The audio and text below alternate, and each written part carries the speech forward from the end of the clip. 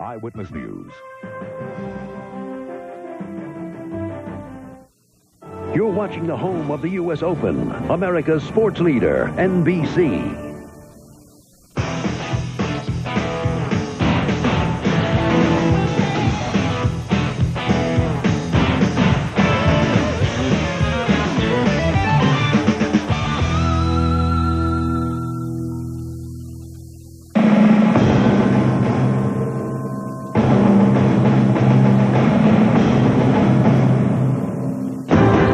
The Utah Jazz have witnessed a season filled with miracle finishes, including one that propelled them to the NBA Finals. In Game 1, the stage would be set for yet another dramatic conclusion. Early on, Utah controlled the game, as the Jazz seemed impervious to the pressure of playing in their first NBA Finals. In fact, it seemed like business as usual for John Stockton and Karl Malone. The defending champion Bulls' response was led by a remarkable performance from Scottie Pippen. Fighting off a painful foot injury, Pippen asserted himself to enable the Bulls to draw even with Utah late in the game. With only seconds remaining, the question became who would seize the role of the hero. The opportunity was there for Karl Malone. But when the MVP saw his chance slip away, it was Michael Jordan who found the game in his hands as time ran out. Another miraculous finish. And tonight, another chapter will be written. Game 2 is next.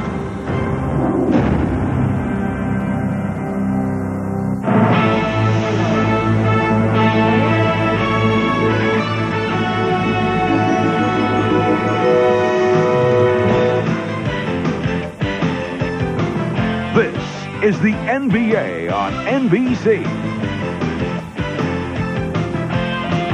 The 1997 NBA Finals. Tonight, it's Game 2. The Utah Jazz versus the Chicago Bulls. The city of Chicago, Illinois, on a beautiful 68-degree spring-like day. It's been 72 hours since Michael Jordan performed the latest in a career filled with heroics, and players and fans have waited anxiously for this Game 2 of the best of 7. The usual capacity crowd, better than 21,000 on hand at the United Center, and we welcome you. Hi, everybody. I'm Marv Albert, along with Matt Gukas and Bill Walton. And Matt, when we think back to the heroics of game number 1 here in Chicago, there is the image of the dramatic game-winning shot of Michael Jordan. But the reason the Bulls were able to put themselves in a position to win the game was due to the all-around magnificent play of Scottie Pippen. Well, nobody knew what to expect from Scottie Pippen because of his foot injury. What Chicago got was a fabulous all-around game. Scottie started the Utah turnover binge in the third quarter with a long-arm steal, the lazy pass. And when he's hitting the threes, things fall into place for Chicago. And then he gets Brian Russell for one of his 4 block shots and turning it into an easy one. And throughout the playoffs, he has gone to the postgame more and more. And it's these kinds of numbers that give Scottie Pippen that complete player recognition. But playing all those minutes and doing all those things, I got to think Scottie Pippen's sore foot will be a factor in this series before it's over. And Bill, the major question for Utah is how will Karl Malone bounce back from the critical missed free throws with 9 and 2/10 seconds to go? How will he react to those key misses? Marv, failure in anything is like a player's jumper. Once it leaves your hands, there's nothing you can do about it, and you've got to move on. Now, Karl Malone's agony was the worst kind of defeat, the kind where you beat yourself. You never do really get over it. But Karl's pride, his determination, and the support of his loyal teammates will ultimately make him a better player despite this embarrassing adversity. On the plus side from Game 1 for the Utah Jazz, they dominated the boards, unusual against the defending champions. They made the supporting cast stand around and watch Jordan and Pippen. The bench production for Utah was terrific. They do need to make some adjustments to Utah Jazz. Get to the free throw line more often, particularly Karl Malone. Cut down the turnovers, an uncharacteristic 7 for John Stockton. And Ostertag has to be huge in the middle. Now, being close at the end is not enough for the Utah Jazz. They have to realize that Chicago is the type of team that as these finals roll on, they play better and better.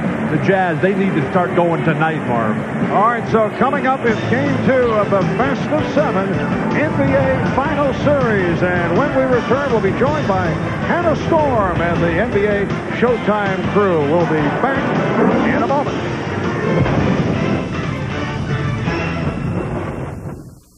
At Primestar, we believe everyone should be able to enjoy all that satellite TV has to offer without having to buy a dish. We also believe in giving something back to the communities we serve, which is why this June, Primestar salutes the American Red Cross. For the entire month, we'll donate $10 for every new Primestar customer. And when you sign up for Showtime, you'll get a month of Showtime free.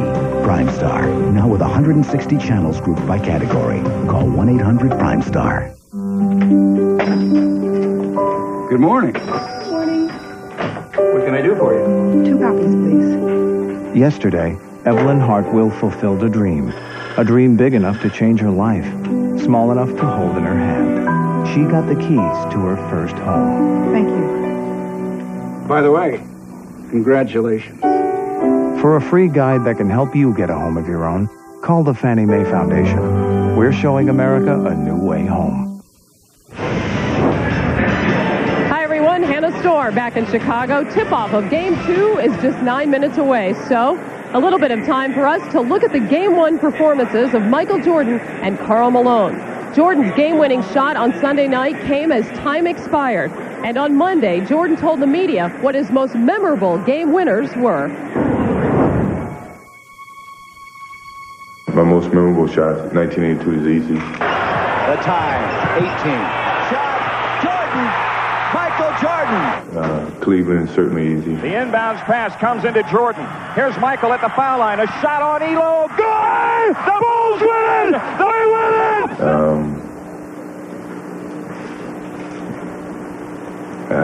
That's the only 2 I can remember. I'm getting senile, I guess. Down to 2. Now to 1. Here's Jordan. Yes! It is all over. The Chicago Bulls have won at the buzzer. I've had so many, I can't even remember them all. 26 times I've been trusted to take the game-winning shot and missed. It's probably more than that, you know, to be exact. I mean, it's on an ad. I didn't do the research. I say what they tell me to say. It sounded good, though, didn't it? Well, by contrast, Game 1 ended in a nightmare for Utah's Karl Malone. A couple of missed free throws with just over 9 seconds left, and the score tied. But despite a nasty blister on the palm of his shooting hand, Malone was making no excuses. Peter Vesey spoke with the league's MVP. Scores tied. 9 seconds left. Oh, missed the break. Everybody in this business like to tell you they have an excuse beforehand. So if they don't play up to par or they don't make the free throws, then they say, well, God, it was because his hand or something like that. I'm just from the old school that when you suit up, you're ready to play. You know, no excuses, nothing like that. And like I said, you know, I'm the one missed the free throws and nobody else shot them but me, but I never use anything as an excuse, and I'm not going to use my hand. My whole thing is, you know, it should never have gotten to that point because, you know, we didn't finish the game like we wanted to. But I've also realized that in life, everybody want to blame it on somebody else. And in this business, it's easy to do that. And I just don't believe in that. We always hear about everything that motivates Michael Jordan. But aside from winning a title, what motivates Karl Malone? I'm afraid to fail. Even though I learned from my failures, I'm afraid to fail. Because to me, all the people that said I wouldn't amount to anything, now all of a sudden, I'm sure some of them pulling for the Chicago Bulls, but that little, what they call snotty-nosed kid from Louisiana is playing in NBA Finals right now, and to me, it's refreshing, and that's what drives me. Keep an eye on Karl Malone backing up as he shot. and you should never do that. You got to hang in there on the free throw and follow through. Those 2 free throws were big, and everybody want to talk about them. But to me, you know, I cherish the time to do it again. You know, a lot of people might not. I cherish the time to do it again. That final possession, game 2, you want to be on that free throw line, yes. or would you rather have the ball like Jordan did? You know what? It don't really matter. You know, anytime at a ball game that we need it, I want it.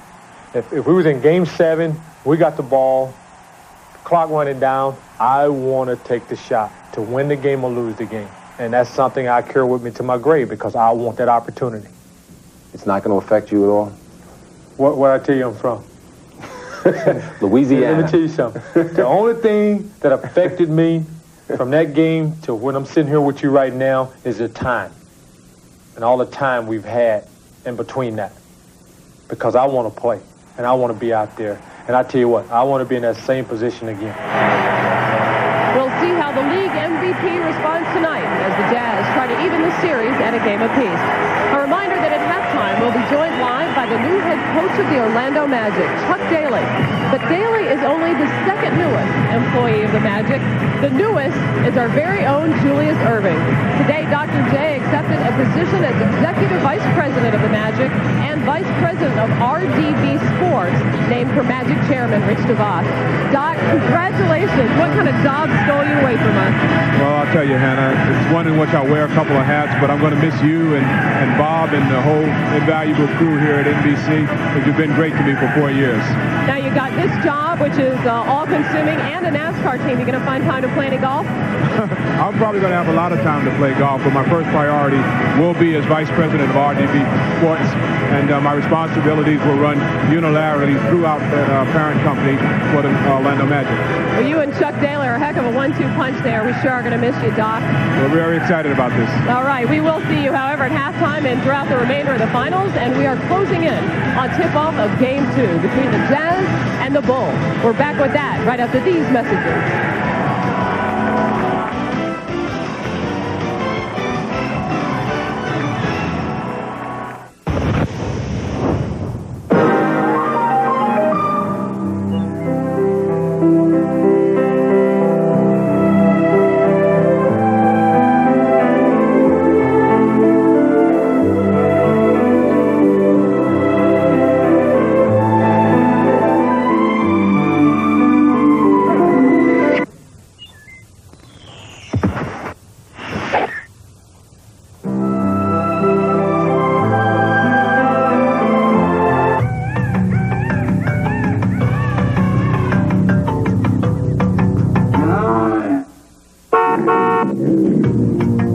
Even though Jeep Grand Cherokee Limited is more sophisticated, more refined, and more luxurious than ever,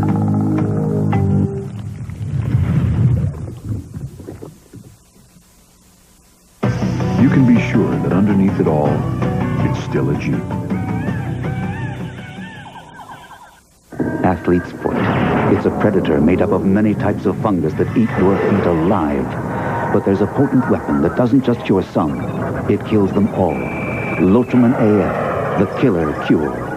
Lotramin AF, the brand doctors recommend most. Full prescription strength medicine, Lotramin AF is so powerful, it doesn't just kill some causes, it kills them all. Lotramin AF, the killer cure. The NBA on NBC is brought to you by Miller Lite, who reminds you that anything can happen at Miller time. By Jeep, makers of the Jeep Grand Cherokee, Cherokee, and Wrangler. And by Castrol Syntex, the full synthetic motor oil that protects in ways other oils can't. Just about 8:15 here in the Midwest. And indoors, this crowd is ready at the United Center. We check out the starting lineups. The home team has won 8 of the last 9 games in NBA Finals competition. And, of course, the Bulls have had great success here at home. First, a look at the lineup for the visitors, the Utah Jazz. Jeff Hornacek, John Stockton hoping to turn things around from the 7 turnover performance the other night. Greg Ostertag, very quiet game, along with Byron Russell, only 2 of 9 from the field. And Karl Malone. There's Jerry Sloan, the one-time Chicago Bull, head coach of the Utah Jazz. He's done a terrific job as head man of the Jazz.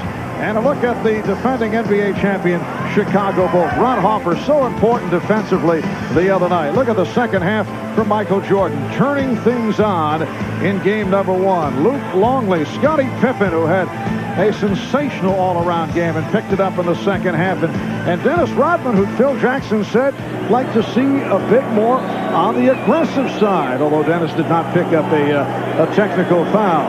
Well, we have double coverage on the sideline as always. Reports from Ahmad Rashad and Jim Gray. Let's start with Ahmad. All right, thanks, Marv. The big story before Game 1 was the condition of Scottie Pippen's injured foot.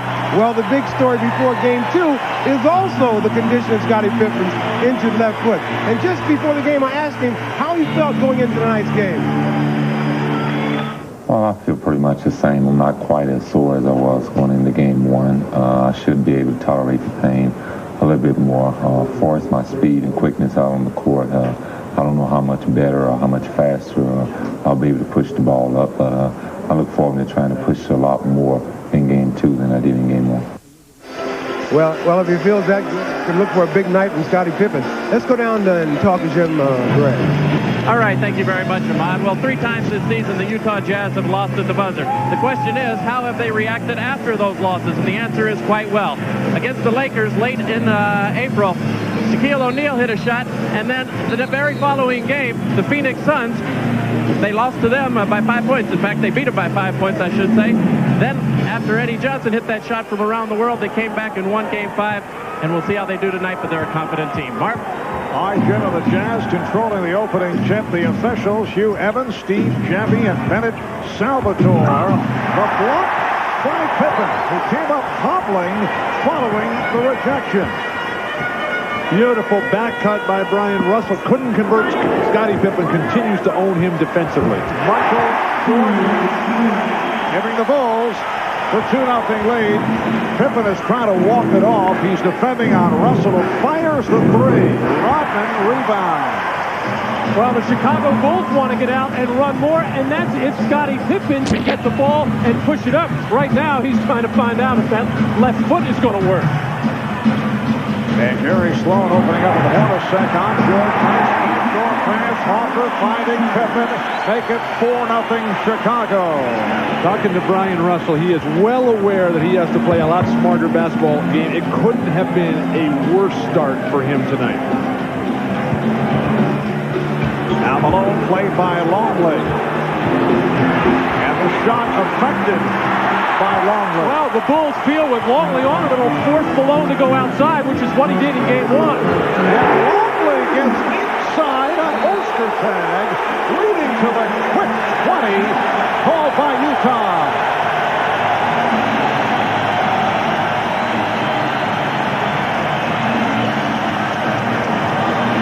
Opening sequence on the back cut there. Scottie Pippen leaves the ground the first time. Too slow of a delivery, and Scottie comes up very, very sore on that foot. But then he just back cuts on Brian Russell. Have no idea how you can allow yourself to be back cut by Scottie Pippen on the game opener. Well, here are the Bulls pushing the ball up the floor, and Luke Longley didn't necessarily beat Greg Ostertag down the floor, but beat him to excellent position where he could just work him over. John Stockton, who the Utah Jazz say will be looking for more shots, was not offensive-minded the other day, and a foul is called. Dennis Rodman looking for an offensive foul. Foul on Longley, that is his first. And here is the first test at the line for Karl Malone. Well, in an earlier Utah possession, Karl Malone tried to force something inside against Luke Longley. You got to remember, Longley is 7'2", Karl's 6'9", but uses that broad body so well. More free throw attempts, certainly on the schedule for Jerry Sloan and the Utah Jazz. You see his career attempts coming way, way down. The last 4 road games for Karl Malone, just 4 attempts per game in the playoffs. Not enough. Malone misses on his first two. It's 6-0 Chicago. We are just underway. Jordan. And Russell with the rebound. Well, the double team came, and usually early in the game, Michael will give the ball up. It's very important for Chicago to get the supporting cast involved. That means Longley and Harper have to give some offense to the Bulls. Here's Malone. And Hornacek able to save it. Terrific offensive rebound by Brian Russell. Keeping it alive for Hornacek. Steve Javi with the call along the baseline, a hold on Longley. Well, you can see coming out, Karl Malone is thinking about things now. The Utah, over the last couple of days, made a concerted effort. They're going to push the ball inside. They don't want to settle for jump shots. But when you're thinking out there, not just playing your natural game, that's when you get out of sync. Karl Malone's the kind of player who has to mix it up. A little bit inside, a little bit outside, because the jumper has been very good to him. Well, guys, Luke Longley plays 2 minutes and 3 seconds and picks up 2 fouls. Well, the first quarter of game 1, Utah did get the ball inside, and Karl made a lot of good passes, cutters on the weak side, like Stockton and Hornacek. Early entry for Brian Williams, replacing Luke Longley in a holding foul. It is on Harper. A distressing start for Utah. This has been probably the best starting team in the entire NBA all season long. Fall behind early. Ostertag. And a foul. Ostertag set up in good position, could not hit, and took the shot from Brian Williams. In game 1, the centers, not the big stars in this series. Neither one of them got to the free throw line. Luke Longley, better on the offensive end. Ostertag, solid on the boards. Greg Ostertag in his second year out of Kansas, a #1 draft pick last year, had an up-and-down rookie season, averaged about 3.5 points per game, was in constant foul trouble, also had injury problems, missed 17 games because of a broken right hand, but made great strides this season. And Marv, his biggest stride has been in his physical conditioning. He has worked relentlessly to cut down the body fat, and he's just maturing physically. A bright career is certainly on the horizon for him. 6-1 Chicago. Drop and play by Malone. Williams being guarded by Ostertag. Shot clock at 1. And it's a 24-second violation. Actually, Brian Williams spotted the shot clock at about 5, knew that he had to get something up because he couldn't find a pass receiver, but just too many moves, too many dribbles for Brian to get a shot off. Well, Utah has missed its first 4 shots, and they're 1 of 4 at the line. 3 minutes have gone by. Illegal defense call for the first time against the Bulls. And it's against Dennis Rodman on the weak side with Greg Ostertag raised up above the tip of the circle on the weak side. Dennis Rodman has to stay above the free throw line, and Dennis sensed the ball going into Malone and drifted into the paint. I think Dennis feels a little left out of this series. He has not had the opportunity to guard Karl Malone. He wants to be the main man. Well, Phil Jackson telling us earlier that he wants more enthusiasm. Traveling violation. The basket will not count. Well, I think in game 1, Dennis was vying for the Sportsmanship Award and the Citizenship Award. But I don't think anybody in the Chicago Bulls want to see him that passive again. That's not something you can try for. It sort of has to just come. Offer with a nice pass. It will count. Larkin gets credit on the goaltend. And it's the Bulls 8 and the Jazz 1. Not one aspect of the Jazz game plan has worked yet.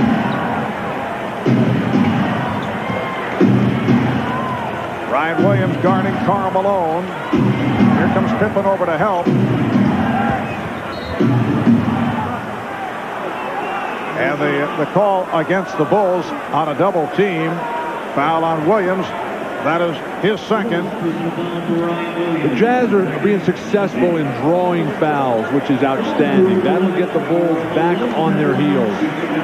But Jerry Sloan, before the game, talking about how got to take care of the ball. Second foul now on Brian Williams.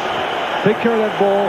run the floor a lot harder and put points on the board. 82 will not get it done from game one. And what a difference between games 1 and 2 in terms of going to the foul line of that opening game of the series on Sunday. The two teams combined for 17 for 26 at the line. The 17 made free throws, and the 26 free throw attempts were new finals records. Fewest made, both teams combined. But Utah spending the time at the line here at the start. Not necessarily taking advantage, but they're going to the line. Well, throughout the playoffs, Utah has gone to the line 30 times a game. Their opponents are 32, so they'll give you the opportunity to match them there. Off the steal, Stockton able to handle. It'd be nice to see Utah convert these into fast break points. Brian Russell still can't find the range, but fortunately, Karl Malone is a demon on the boards. Utah 0 for 5 here at the start. Stockton with the step, and that is their first field goal. Well, there's a case of Brett Harper expecting a pick and roll, forcing John Stockton towards the baseline, and Brian Williams came up with Karl Malone, and that opened up the driving lane. Bulls 8, Jazz 5. We are just underway. Harper with a wild shot. Great move by Jordan, able to hang to adjust to get the pass to Harper. Fast break opportunity. Convert. Hornacek for 3. Rodman lost it, but recovered by Williams. And here's Jordan with the Jazz getting back. Marv, the Bulls' interior passing has been very sharp early. Harper and Jordan particularly. Shot clock at 7. Jordan, yes. And that is his second field goal. Bulls lead 10-5. Well, this is the kind of execution that the Bulls got quite a bit of in game one. Just a little pin down for Michael Jordan in the lane. And what Jerry Sloan wants his team to be more physical. Just don't let people come center screen. Make sure you bump that screener so he doesn't get a good shot at the body.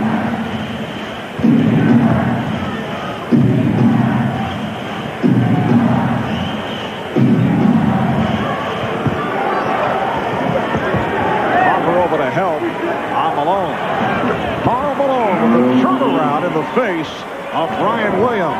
Karl's starting to feel the rhythm. He often misses a couple of easy gimmies early on in the game, but once he finds it, you can't stop him. Pippen and Ostertag with the rebound. Bulls have a 3-point lead halfway through this first quarter. This is much how Scottie Pippen started game one. Not very sure of himself on his feet. He just can't get into the game yet. Here's Jordan. Sending it out for Pippen. The running game of Chicago, just getting the ball out, advancing it. The players can't catch up to the pass, and a beautiful 2-on-1 execution. Well, Rodman pumped that outlet pass and drew the Utah defenders up, and then the over the top to Jordan. Beautiful back. Oh, Hornacek converting off glass. That is his first field goal. The Bulls 12 and the Jazz 9. And the Jazz settling down after the bad start. Down 6-0, down 8-1. Utah hoping to tie the series at 1. Jordan again. Game 3 will take place in Salt Lake City on Friday night, 9 o'clock Eastern time here on NBC, and then game 4 on Sunday in Utah, starting at 7:30 in the East. Hornacek, yes, Jeff Hornacek. Mark, the rhythm is there for everybody on Utah except for Russell and Ostertag. But what the Jazz have to do defensively is make Jordan and Pippen dribble before they shoot. They're catching and shooting. That's too easy. Stockton, and a foul call against the Bulls.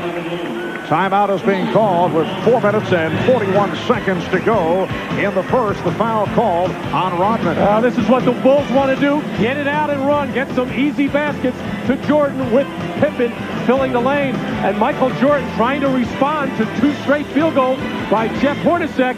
Gets it on the baseline, up in the air, creating space. Much too quick for Jeff Hornacek. The finals continue. Game 3, Friday at 9 Eastern, 6 Pacific on NBC.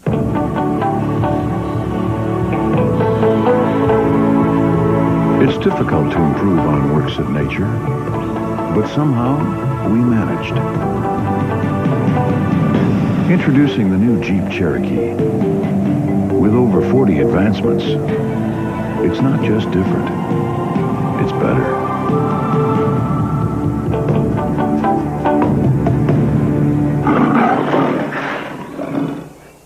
You can be whatever you want to be. That's your choice. He would play in the rain. He would literally destroy anything that we had out here.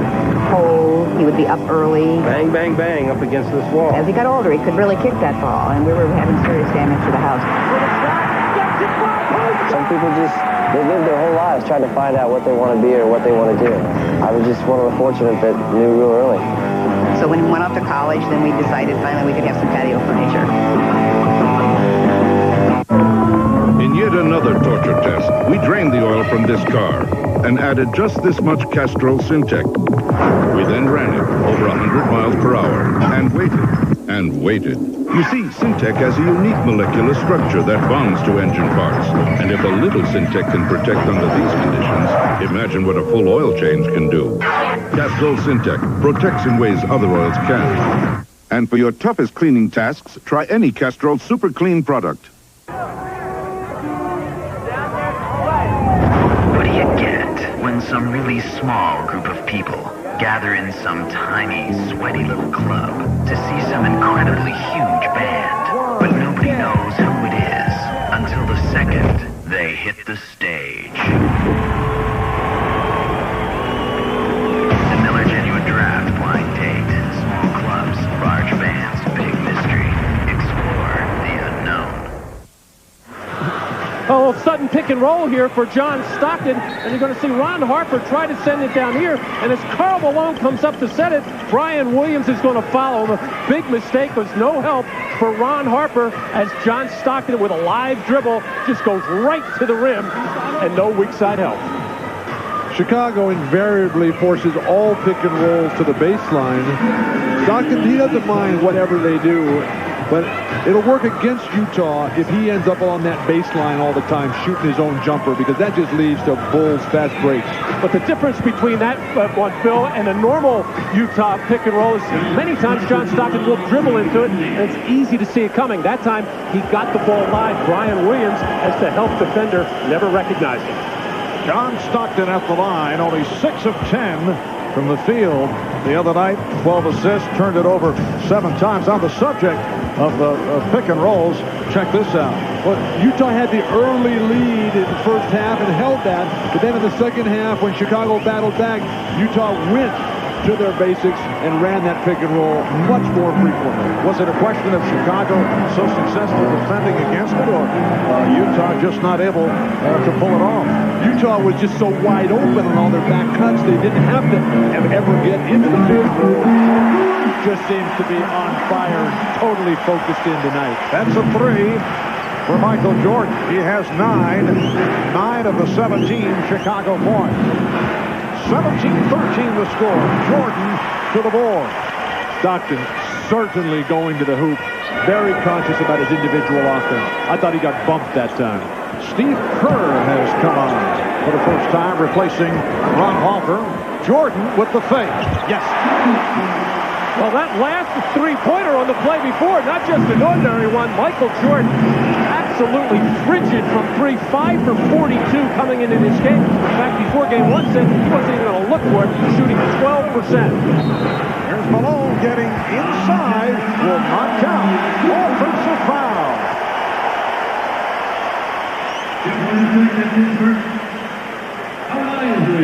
Foul on Hornacek. The guard screen very physically there. He'll come across. That's a terrible call by QL. That's a great screen by the guard. Bill getting on Hugh early. You just can't throw your shoulder into the body of the man. That's a great call. And And an illegal block called on Jason Caffey, who just checked in for Chicago. Little different substitution pattern for Jerry Sloan and the Jazz. Isley coming in with about 3.5 minutes to go in the first quarter. Usually he comes in the first stoppage of play after 6 minutes. Looks like Sloan wants to keep Stockton on the floor longer. And Isley played well the other night coming on for Stockton.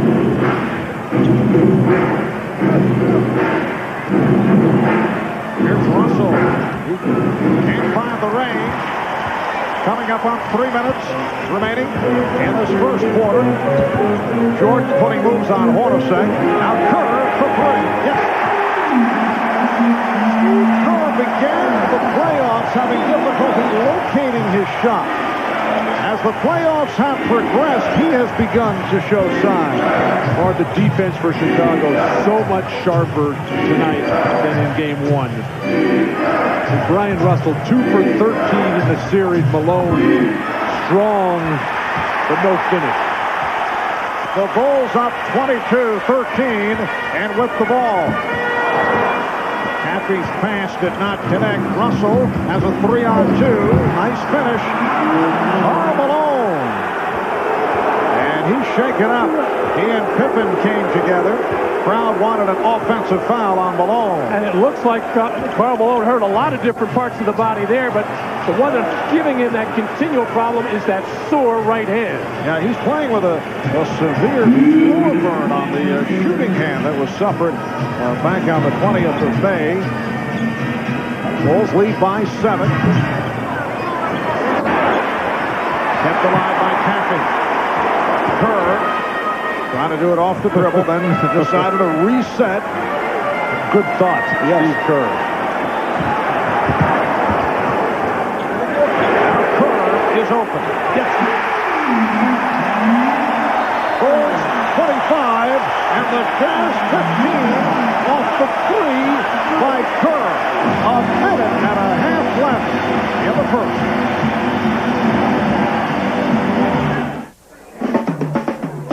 Hey, what's our good buddy Don? He thinks he can meet that girl. Hey, what's the bet? Hey, Brick Boy, go dust yourself off. Hi, Cupcake. What do you say I buy you a Bud Light and you appreciate it? With a great taste that won't fill you up and never let you down. Nicely done. Fun to watch. Make it a Bud Light. 99-cent nuggets, please. We have nuggets for 99 cents? We did. We don't now. They'll be back in November. Would you want to wait? No. Only Wendy's 99-cent super value menu has delicious choices like all white meat chicken nuggets. And they're always 99 cents every day. Today is March 23rd, or August 12th, or December 4th. It does not matter what today is. While others dwell on the events of one today, our mutual funds stick to long-term strategies that seek performance through discipline.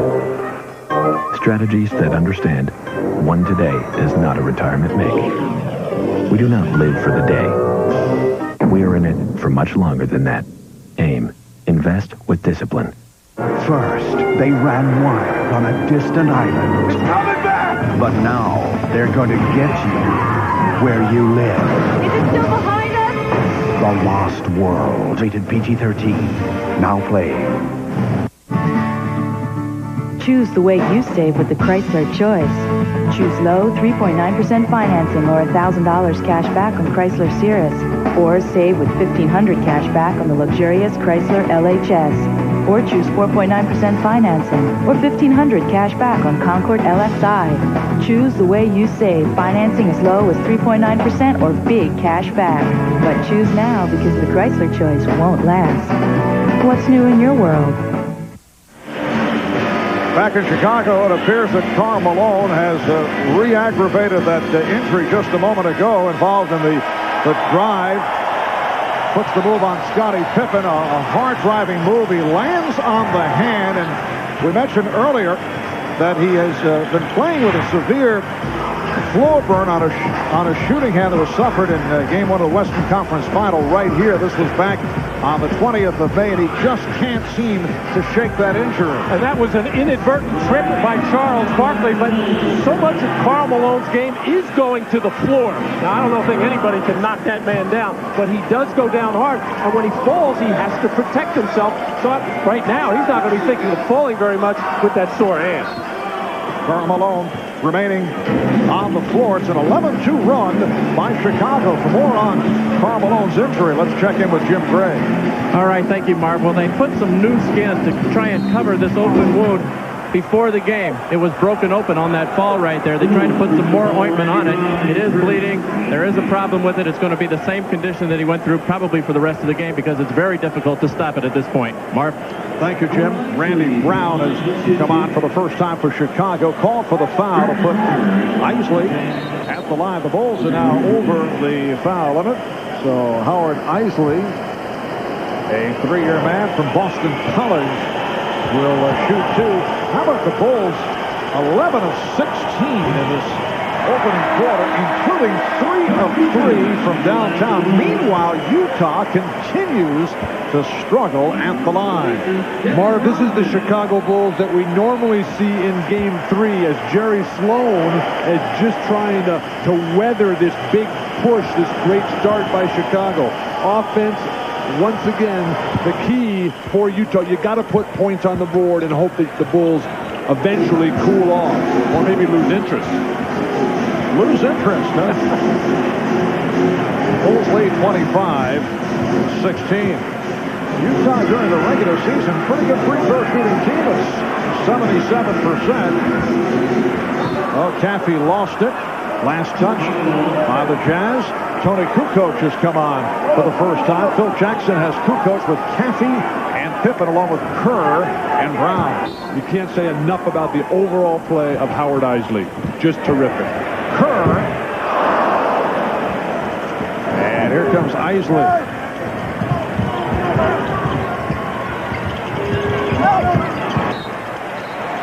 Isley trying to find Malone, but it was deflected out.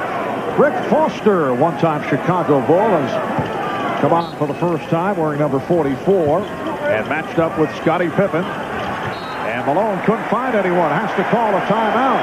A waste of a timeout there. You see a little bit of frustration on Karl Malone's face. Jerry Sloan, livid inside. You got to execute your inbound play. Phil, I don't think it's a waste of a timeout. You get plenty with the extra timeouts for TV. Possessions in a low-scoring game, much more important. Michael Jordan on Life. Life is being judged every night on the highest court. It's standing up to competition and thirsting for more. Sometimes life is an easy layup. Unless, of course, you can dunk. Life is about winning. Life is about loss. Life is knowing the toughest competition you will ever face is yourself. Life is a sport. I miss the earth so much. I miss my wife. On such a timeless flight.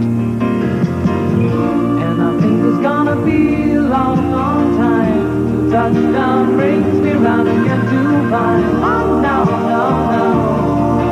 I'm a rocket man.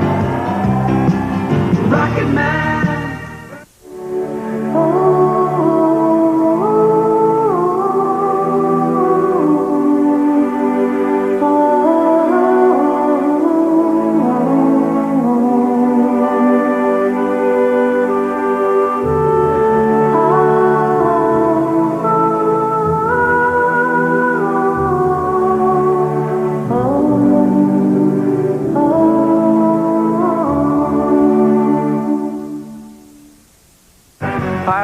Watkins from the new NBC comedy Built to Last. Now, the network told me I can play ball with any NBA star I want to.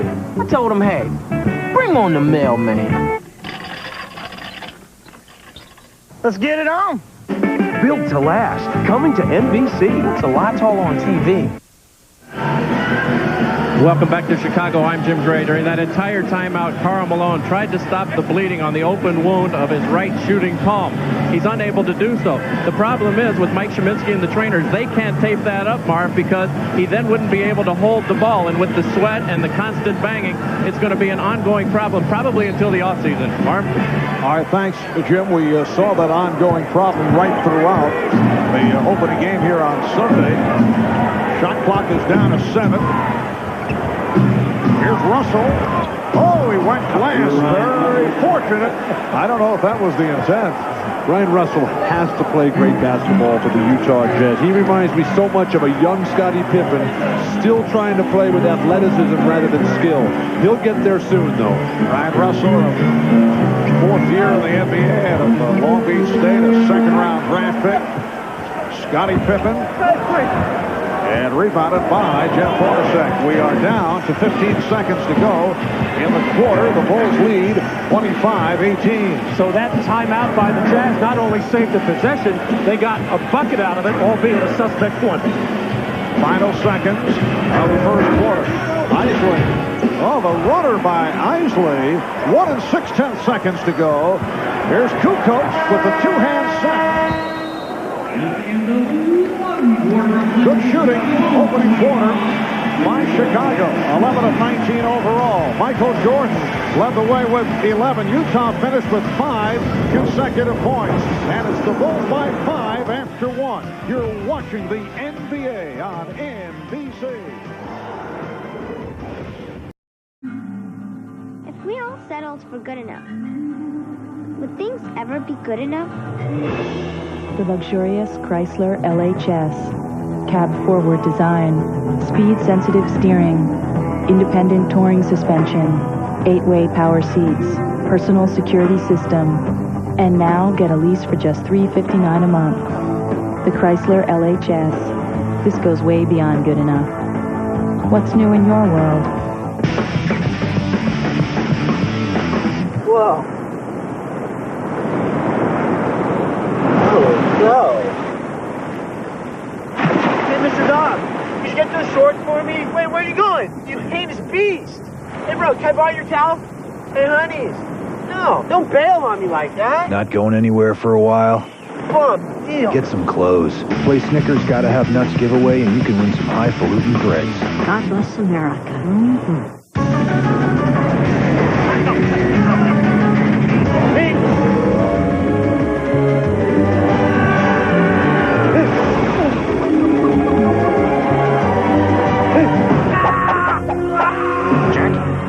Here. See the dude. Be the dude. Whoa. Nothing's more intense than slamming a dude. Is this safe? Is it safe? Safe? Not safe. It's not safe. It's safe. It's not safe. It's not safe. I read it wasn't safe. It's too risky. It's not safe. What are you talking about? Shopping on the internet. Your son is shopping on the internet. The internet? With his credit card. It's the future of commerce. I read about it. It could be safe. Well, how do you know? IBM is making it safer to buy things over the web. Dateline Friday. They were fighting. She threatened to kill herself. He got a gun and told her to go ahead. Was he responsible for her death? A Dateline Court TV exclusive, a special time Friday. You're watching the NBA Finals on NBC.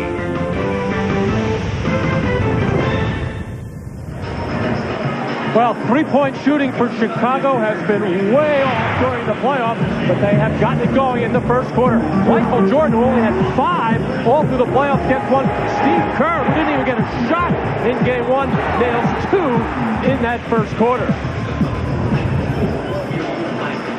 Just 31% in the playoffs, 6 for 16 in game 1, but a good start here tonight. Utah listening to their coach, Jerry Sloan. He wanted him to get to the foul line more. They took 10 free throws in the first quarter, 11 total in game 1, only 2 turnovers. They're just down 5. They can start shooting the ball. They'll be right there. And you can see the uplifting play from three-point range by Chicago. Second quarter is underway. Michael Jordan is back.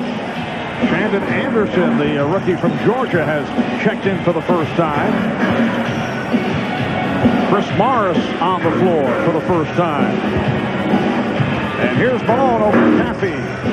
Caffey played him well. A little bit of a force there by Carl. Got caught with the wrong footwork. But interesting way they set it up with the nice screen by Chris Morris. Longley's back. He had picked up the 2 early fouls.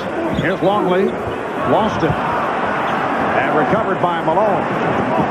Stockton back very quick in this game, even though Isley was playing perfect basketball. Utah scoring the final 5 points of that first quarter. Here's Malone going to the running hook. Now, Utah's going to need a lift from Chris Morris with Brian Russell's game way off and Kukoc guarding Morris. They got to look for some shots for Chris. Karl Malone now 2 of 7 from the field. Caffey coughed it up. Terrific recovery defense by the Jazz. An underrated defensive team. Underrated? I think they're one of the best defensive teams in the league. Low field goal percentage for opponents, play basic, solid defense, and a good defensive rebounding team. Bill is referring to his own rotisserie league. But unlike the Chicago Bulls, they don't have one guy who you would say, now that's a great defensive player who can just shut down the other team, the way the Bulls have Jordan, Pippen, and Rodney. Well, of course, they don't have those 3 guys. Karl Malone, however, first team all-defensive. Stockton, a steals leader, although he has problems with individual defense. Oh, Stockton is looking to beat the 24. Here's Jordan. And kept alive by Caffey. Nice passing. Longley. And a loose ball foul. It is on Caffey. That is his second. 2 minutes gone by in the second quarter. Neither club has scored. Here the second, Ryan Williams checking back in, replacing Jason Caffey. Marv, in game 1, the Jazz controlled the boards throughout the game. Early on here, Chicago back to their customary position of 15-10 on the glass. Get Antoine Carr off here for the Utah Jazz. He needs a jumper. And Carr tripped up. Foul on Williams. That's 3 on Brian Williams. It leads to a timeout.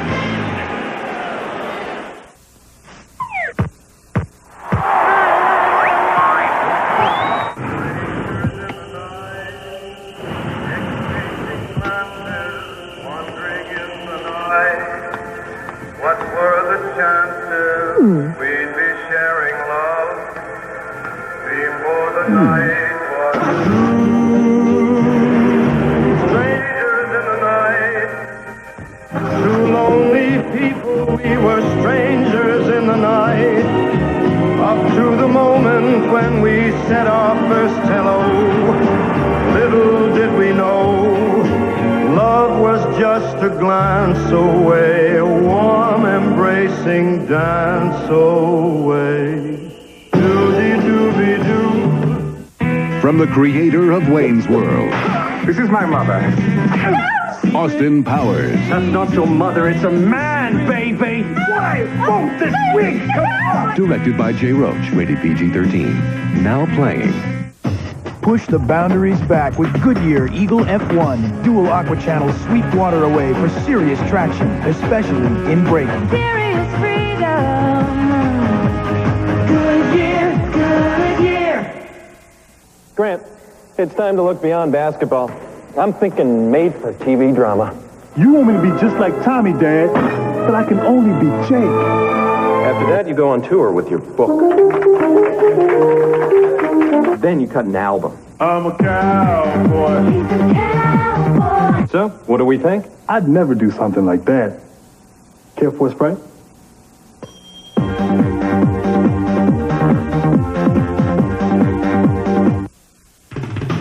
The NBA on NBC is brought to you by Nissan, who reminds you that life is a journey. Enjoy the ride. By Sprite. Image is nothing. Thirst is everything. Obey your thirst. Sprite. And by Goodyear, #1 in tires. Well, these aerial views of Chicago being brought to you by Goodyear. Marv Albert, Matt Guzis, Bill Walton, Bob Rashad, Jim Gray, 9:53 to go in the first half, and the Bulls lead the Jazz 25-20. Now for Karl Malone, the best way to exercise the negativism from the end of game one is to come out with a huge offensive game. It has not been the case. Everything has been short, the front of the rim, and after every time something doesn't go down for him, he looks at that right hand and that big gaping wound as big as the Grand Canyon right now as Karl takes his regular breather. Jerry Sloan telling us that he substitutes much more by the clock than he does by how the flow of the game goes.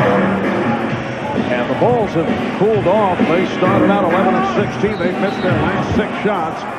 Foster with the drive and a foul before the shot attempt. Foul on Caffey. That is his 3rd. Poor shooting for everybody with the exception of Hornacek. Hornacek got those nice looks on Michael early on, but Stockton, Russell in particular, and Karl Malone. Here's Carr. Yes. Antoine Carr brings the Jazz within 3. How about the personal foul call? Chicago has been hit with 11. Utah, only 1. It was an offensive foul. That's it. Well, in that first quarter, the Utah players weren't close enough to even get up on a shooter. And you can hear the reaction as finally there is a personal foul call against the Jazz that puts Kukoc on the line. It's on Morris. Well, throughout the NBA Finals, our own NBA on NBC analyst Steve Cyber-Snapper-Jones will be analyzing the games live online on NBCSports.com. Steve answering any questions that you might have about the game or the series while providing pre- and post-game analysis. Plus, after the game, you can listen into the post-game press conferences online. That's all right here on NBCSports.com. I'm going to disagree with you, Matt, on the fouling situation for the Utah Jazz. This is a non-fouling team in general. They play great position defense. They don't gamble. This is not a dirty and illegal team. And they haven't fouled. Great pass. And Carr, wide open, takes advantage. Antoine Carr, a 13-year veteran out of Wichita State. A guy who's made the rounds, provides toughness off the bench. That's his 2nd field goal. 3-point Chicago lead. Here's Kerr for 3. And the ball back to the Jazz. Shandon Anderson, Marv, quick down on the double team and able to rotate back. I don't know if they move the 3-point line out as they're talking for next year, if the guards will be able to do that. Double down and still rotate out. Well, the good thing about it is that teams will play different kinds of basketball. It'll open up more driving lane, more middle distance shooting instead of just the inside and just the threes. Michael Jordan was asked about the change of the distance. He said the way he's been shooting his threes, it doesn't matter. Judd Bushler has just checked in, able to handle the box out. Here's Rodman. And by Carr. Chicago's gone nearly 5 minutes without a field goal. They've missed their last 7 shots. Kukoc. Make it 8 straight misses. Anderson with the rebound. For Utah's bench, this is something that's happened throughout the playoffs. Oh, the pass. Stockton finding Anderson, but he could not convert. Stockton is back for Jordan. Kerr for 3. They cannot buy one. The Bulls unable to take advantage of the situation where Utah not shooting the ball well. Karl Malone got off to a poor start in this game, yet Utah right in it. Chicago over its last 9. Carr putting moves on Rodman. Not really Antoine's shot. The step under, looking for the foul, barking at Salvatore. And now Chris Morris defending on Michael Jordan. Foul is called against the Jazz. A hold. Don Foster. That's his first. And for Utah, their 2nd team foul. Michael looking longingly over at Phil Jackson for a little direction here, trying to figure out what they can run to get scored. But just let him shoot, do whatever he wants.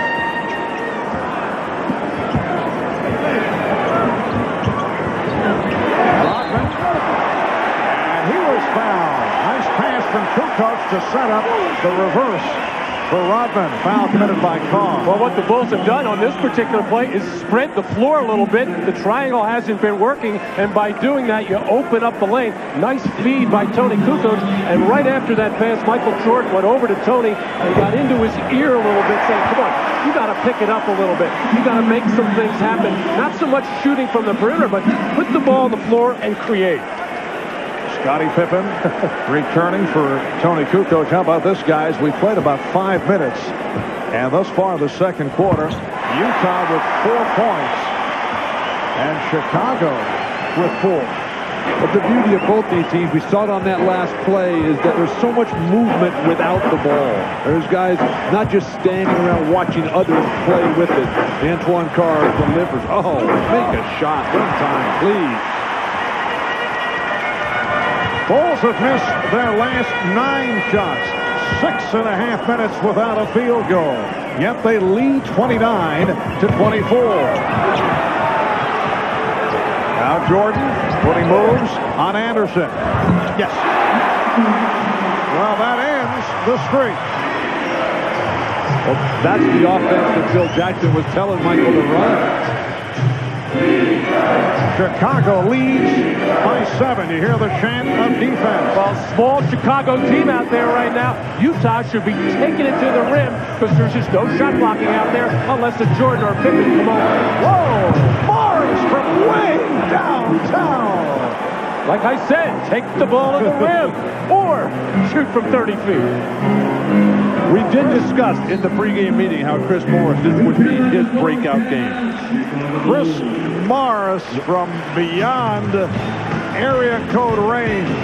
Michael Jordan going one-on-one. The Jazz will live with this.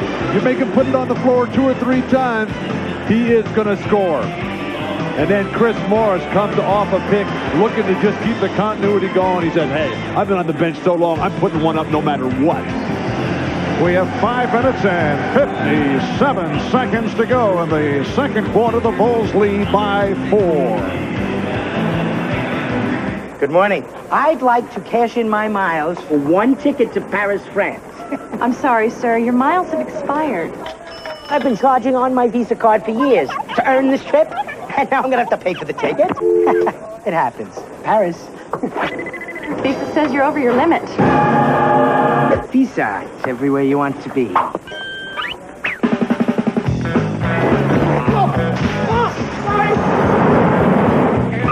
Paris, if I told you what I've been through. I need a doctor.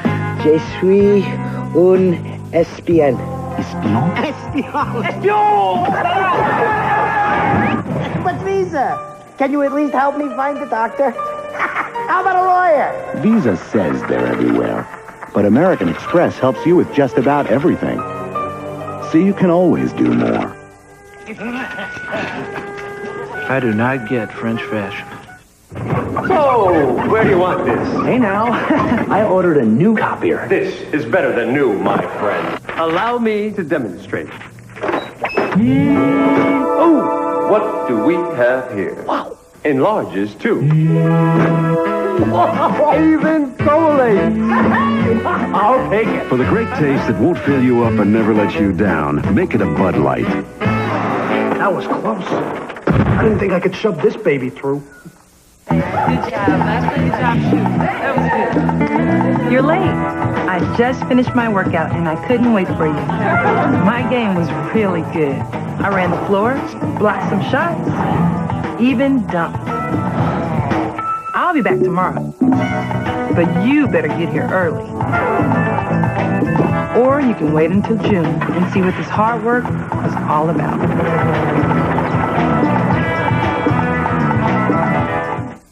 Jordan, Pippen, Malone, Danza. Only one will have a show on NBC this fall. I think that's enough said. Tony Danza, this fall on NBC. Welcome back to Chicago. I'm Jim Gray. I'm now joined by the owner of the Utah Jazz, Larry Miller. Larry, a very unique situation. Because of your religious beliefs, you missed the game on Sunday because it's a day of rest and a day for your family. How difficult was it for you to miss that game, and how did you find out about the final score? Well, it was very difficult. I found out about the final score because I listened to the radio the last couple of minutes of the game. If it goes 7 games, I'll wind up missing 3 of them. 3 of them are on Sunday. So a lifetime dream, and then you're going to miss almost half the games. Does it tug at you? Do you want to be there? Well, to be honest with you, I'd like to. But, yeah, I think you got to decide who and what you are and stick with it. So that's what we've chosen to do. Larry, how'd you get this good of a seat? You're in your same front row position. Well, just before game time, the Bulls owner, Jerry Reinsdorf, friend sitting next to me, had an extra seat. He said, hey, give it to Larry Miller and put him up there. So here I am. Enjoy the game, Larry. Thanks, Jim. All right, Mark. All right, thank you, Jim. The Chicago Bulls went 7 minutes and 2 seconds between field goals. They had missed 9 in a row before Michael Jordan was able to convert. The Bulls now lead 31-27. We have 5.5 to go in this first half. Karl Malone has struggled here in the first half. Just 2 of 7 from the field. 6 points, 2 rebounds. Foul committed by Judd Buechler. Mark, you talked about the offensive struggles for the Bulls. They started off the game 10 for 14. Since then, after 9-minute mark, 2 for 12, but their rebound dominance has kept them in the lead, albeit very slightly. And this time as Karl Malone gets great deep position. And it brings Utah within 2. Chicago has led from the start. They were up 6-0. They were up 8-1. Very low scoring second quarter. Utah with a 9-6 edge to this point. And we have just under 5 minutes to go in the second. Rodman, who the last couple of games was looking for his shot, has not been looking here tonight. Giving up the ball. Jordan able to save it. What a great rebound for Michael Jordan. Knew exactly where that ball was going the whole way. Hopper cut off by Stockton and trying to go glass. Rebound Jordan. Well, both teams very small right now. You shouldn't even be thinking about settling for jump shots. Try to get the ball in the basket or do what Michael just did, get to the offensive glass. And Jordan with 15 points, 8 rebounds, 4 assists. Bulls have a 4-point advantage. Now Rodman defending against Malone, who lost the dribble. Hopper over to steal, and it's knocked out of bounds by Malone. Oh, terrific defensive help by Ron Harper as Rodman, in all kinds of difficulty, flopped on the play, bailed out, but Rodman came down to help him out. Bill, several of the Utah players have been saying they're not accustomed to the long arms reaching in on the part of the Bulls, talking about Hopper and Pippen and Jordan. They rarely see that. Chris Morris knocked it out of bounds right there. Marv, that was a great move from the early championship years with B.J. Armstrong when he was the guard. When Orlando went with their big guards, Nick Anderson and Penny Hardaway, they got rid of all the little guys and brought in the Rodmans and the Harpers and the Koo coaches, because those are the guys that can create those passing lane difficulties for the opponents. 22nd timeout has been called with 3:53 to go in this first half. Karl Malone working so hard without the ball to get open and keep Rodman on his back. This time he delivers, keeps both hands on the ball, and then looks right down at that hand. Then lost the dribble. Karl not as sharp as you would expect him to be in this game with the ball handling, with the little short shots to the ground again. And every time he hits that ground, that hand just gets a little bit more opened up. The shot chart for Karl, everything inside. Now he has become, I think, the best big man jump shooter in the game, along with Patrick Ewing from the Knicks, but not there tonight. Pippen. And for Scottie Pippen, 2 of 5 from the field.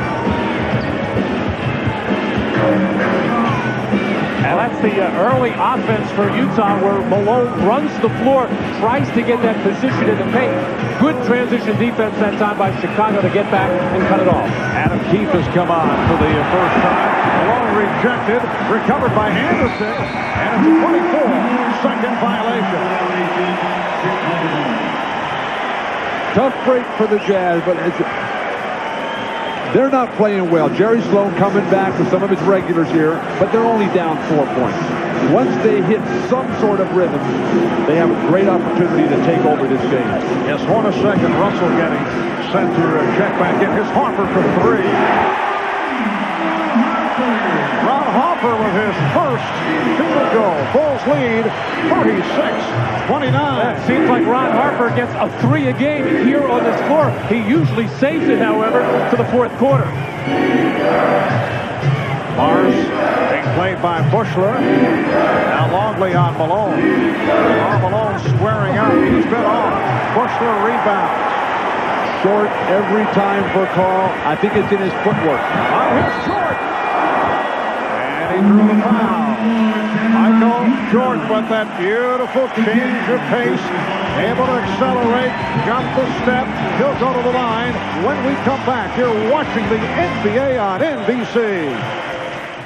This is important. This is my promise. This is my commitment to a great tradition. The tradition of giving back to the community. By helping out McDonald's most important customers. Yay! This is the Disney Music Collection. When you buy one of 3 for under $4, we'll donate. We'll donate money to Ronald McDonald House charities. This is the kind of commitment that made McDonald's. This is one of 3 Disney Music Collection CDs. This is your chance to be a hero. This is our McDonald's. Thanks for helping me make it theirs, too. Hey, today's topic at the Nissan store, anxiety. Guess who's been shopping for a used car? But now there's Nissan Plus. First, each car undergoes a 101-point inspection and is thoroughly reconditioned. Then you get a 72-month, 72,000-mile limited powertrain warranty, 24-hour roadside assistance, and a 3-day money-back guarantee. So you can now buy a pre-owned car with no stress. Nissan Plus.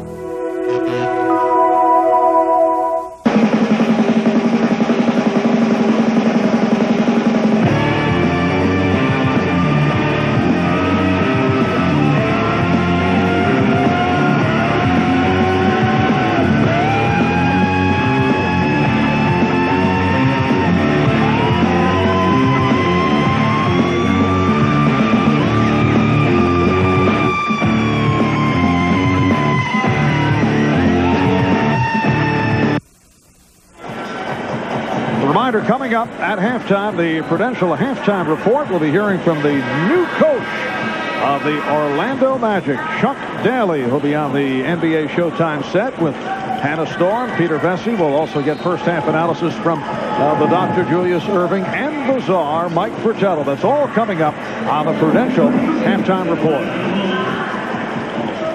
Karl Malone, the man who's got to get it done.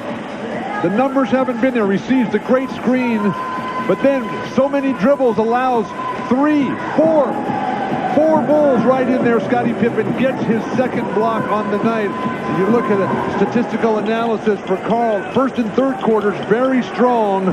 Second and fourth, not there. And the questions keep jumping up in Chicago about the delivery of the mail. In fact, Scottie Pippen went over to Karl Malone prior to his attempting those critical free throws the other night and whispered to Malone, you know, the mailman does not deliver on Sundays.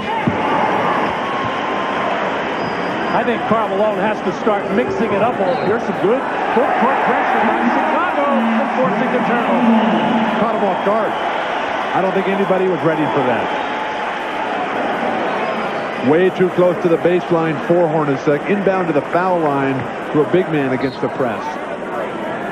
So the Bulls get it back. 2.5 to go in this first half. Chicago leads by 8. Pippen being played by Russell. Hornacek on Jordan. Longley for Hoffer. Beautiful ball movement.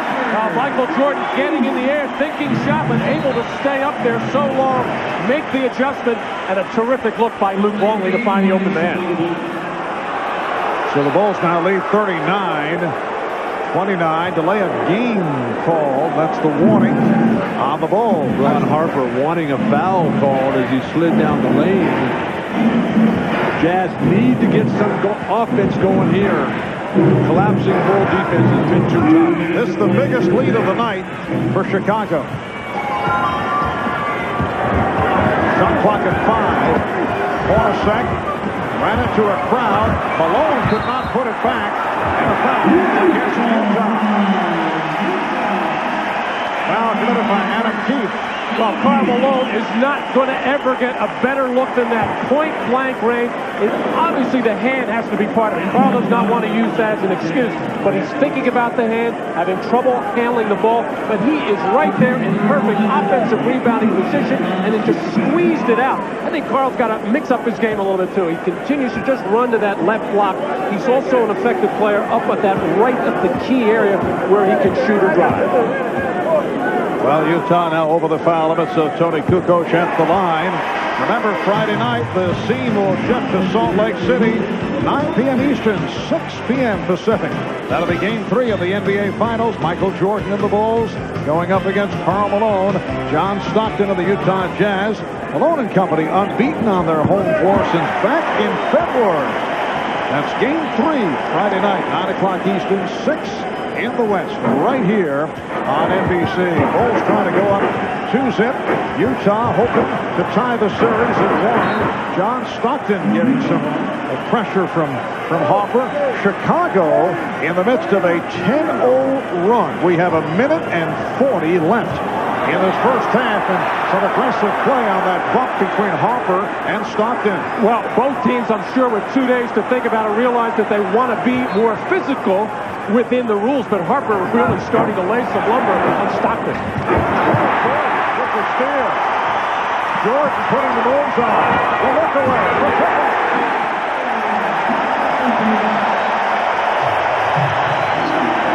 12 unanswered by Chicago. And Ron Harper bringing the crowd to its feet.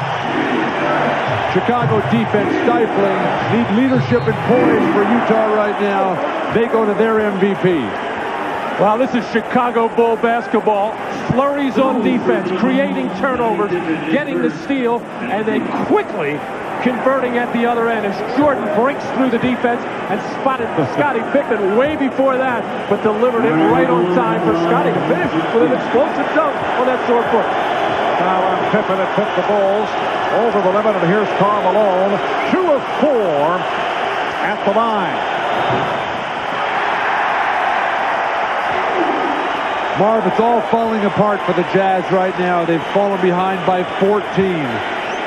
Try to get some sort of rhythm here for Jerry Sloan and his Jazz.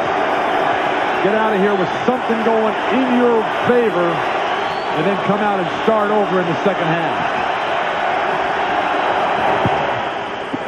And Chicago has outscored Utah 18-10 in the second quarter. We're approaching a minute left in the half. The Bulls lead 43-30. Jordan through the foul. And again, another outstanding adjustment by Michael Jordan. Driving to the lane, really was thinking pass out to Tony Kukoc, but as soon as he hears the whistle, make sure he got the ball up towards the basket. Really wouldn't matter because both teams in foul with the foul problems, but that's just how alert and aware he is to make that adjustment. And Michael is hearing the chant of MVP from the Chicago crowd. There, though, is this year's MVP, who has not had a strong game. The Utah Jazz in trouble when they're back on their heels, and Michael's got his tongue hanging down there on the bottom of his chin. What a recovery by the Bulls. They went better than 7 minutes without a field goal. They missed 9 straight shots, but they recaptured their stride and lead by 15. As Hornacek made the move, foul is called. Foul on Pippen. That is his second on the subject of the most valuable player voting. Karl Malone edging out Michael Jordan, followed by Grant Hill and Tim Hardaway and Glenn Rice. One of the closest votes in history. The other one being the time that Charles Barkley and Michael and Magic Johnson got it. No, that was the wrong year there. Excuse me. We'll edit that out of these telecast balls. Utah now 7 of 13 at the line. That was terrible. A self-inflicted blow by Bill Walton. Don't let it get to you. Just under a minute to go in the first half, and the Bulls now lead by 14. They isolate Jordan against Hornacek. And Salvatore, the outside official, indicating a pushing foul on Utah. It is on Hornacek, his second. Once again, the percentages. Michael Jordan so aware. Michael tends to sometimes settle for the jump shot because defenders will back off him, give him the room. He can just go up and shoot very comfortably. But with the Jazz in foul trouble, take it to the basket, draw the foul, get some freebies at the line. And Jordan is 4 for 5 from the line. He has had a magnificent first half. 19 points, 8 rebounds, and 5 assists, just continuing along with what has been a sensational career in terms of NBA final play. And the amazing thing about these finals, like last year against Seattle, Michael is not really shooting the ball that well. He's had some streaks, but he's not satisfied with his shooting. You guys agree, though, this is about the best we have seen the Bulls play during the playoffs? In all aspects. Not just their offense, but their passing is terrific. Their defense has been suffocating. The Jazz can't get anything on, and they've brought the crowd to their feet to close it out here. A rousing standing ovation for the Bulls. Final seconds of the half. Chicago by 16. Jordan putting moves on and then had it knocked away. Last touched by the Jazz, and you know that he wanted to end the half with an emphatic move. Phil Jackson coming with offense here. Kerr and Pippen for Harper and Rodman. We're down to 2 and 9/10 seconds remaining in this first half. Chicago has outscored Utah 22-11. Here in the second quarter, the Jazz without a field goal the last 5 minutes and 17 seconds. Well, the Bulls wanted it for a side out of bounds play, but the ball did not go over the rim, ruled by the official, so it's obviously underneath. And Kukoc will throw in. Finds Jordan, who fires. That's the end of the first half. Mastery by the Chicago Bulls. They lead the Jazz 47-31. Jordan with 20, Malone with just 9. We'll be joining Hannah Storm for the Prudential halftime report right after these messages. Inside the minds of our basketball heroes, what motivates the best to get even better? Watch NBA at the finals Sunday on NBC. We could do it from the night to the daylight. When was the Shaq attack created? Like, what was the date when it just went down? I don't know the exact date, but I remember when I was 6'8", 6'9", I couldn't really dunk. What? Then one day I went outside with a sock, and I dunked the sock, then I dunked the volleyball, then I dunked the basketball. If you just dunk the ball hard, then look in the camera and make a face like it. The game is mental, Bill. It's mental, right? Mental.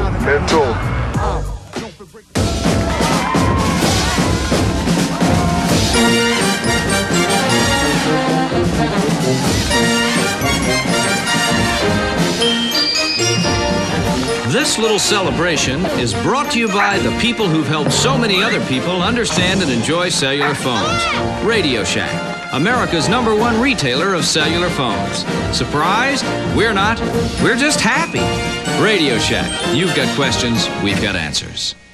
New Buffalo Crispy Strips from KFC are boneless all-white meat chicken. But will they fly in Buffalo, home of buffalo wings? Very good. All right. Not bad. The Colonel, he must have been born in Buffalo. Now try this Buffalo Crispy Strip meal, just $2.99.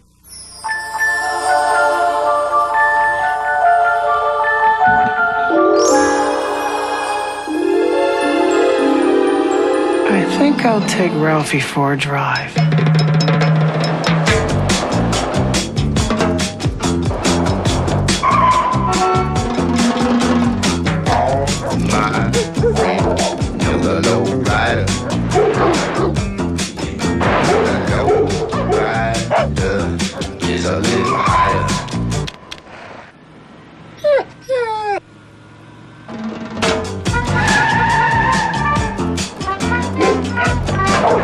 Dogs love trucks. New at 11 on Eyewitness News. An arrest has been made. Police have a man in custody they say decapitated a local woman. Find out who's behind this 5-year-old murder mystery tonight on Night Beat. And some residents claim a local amphitheater is breaking the sound barrier. Tonight, we'll take you there live to hear for yourself. It's coverage you can count on. Tonight at 11 on Channel 13 Eyewitness News. This is the Prudential Halftime Report, brought to you by Prudential, bringing strength and stability to America's families through insurance, healthcare, real estate, and financial services. Halftime of Game 2 in Chicago with the Bulls leading the Jazz 47-31. Michael Jordan leading all scorers with 20 and all rebounders with 8. And Karl Malone with the injury to his shooting hand, suffering through a bad first half, just 3 of 12 from the field for 9 points. Welcome back, everybody. Hannah Storm and Peter Bessie, and we are joined by the new head coach of the Orlando Magic, Chuck Daly. Congratulations, Chuck. Thank you very much. You know, we're going to keep in the broadcasting mode for just a moment here and have you comment on the first half. Well, the first half is about the problems that you have with the Chicago Bulls, and that's basically you can't score against them. They take all of your scoring away, and we see it on the board. Now, why did you want to leave this glamorous job of broadcasting and get back into coaching in a job that you actually turned down a couple of weeks ago? Well, I found out what hard labor that you people suffer through here, so I decided to go back to more of an easy life. What made you change your mind about the job?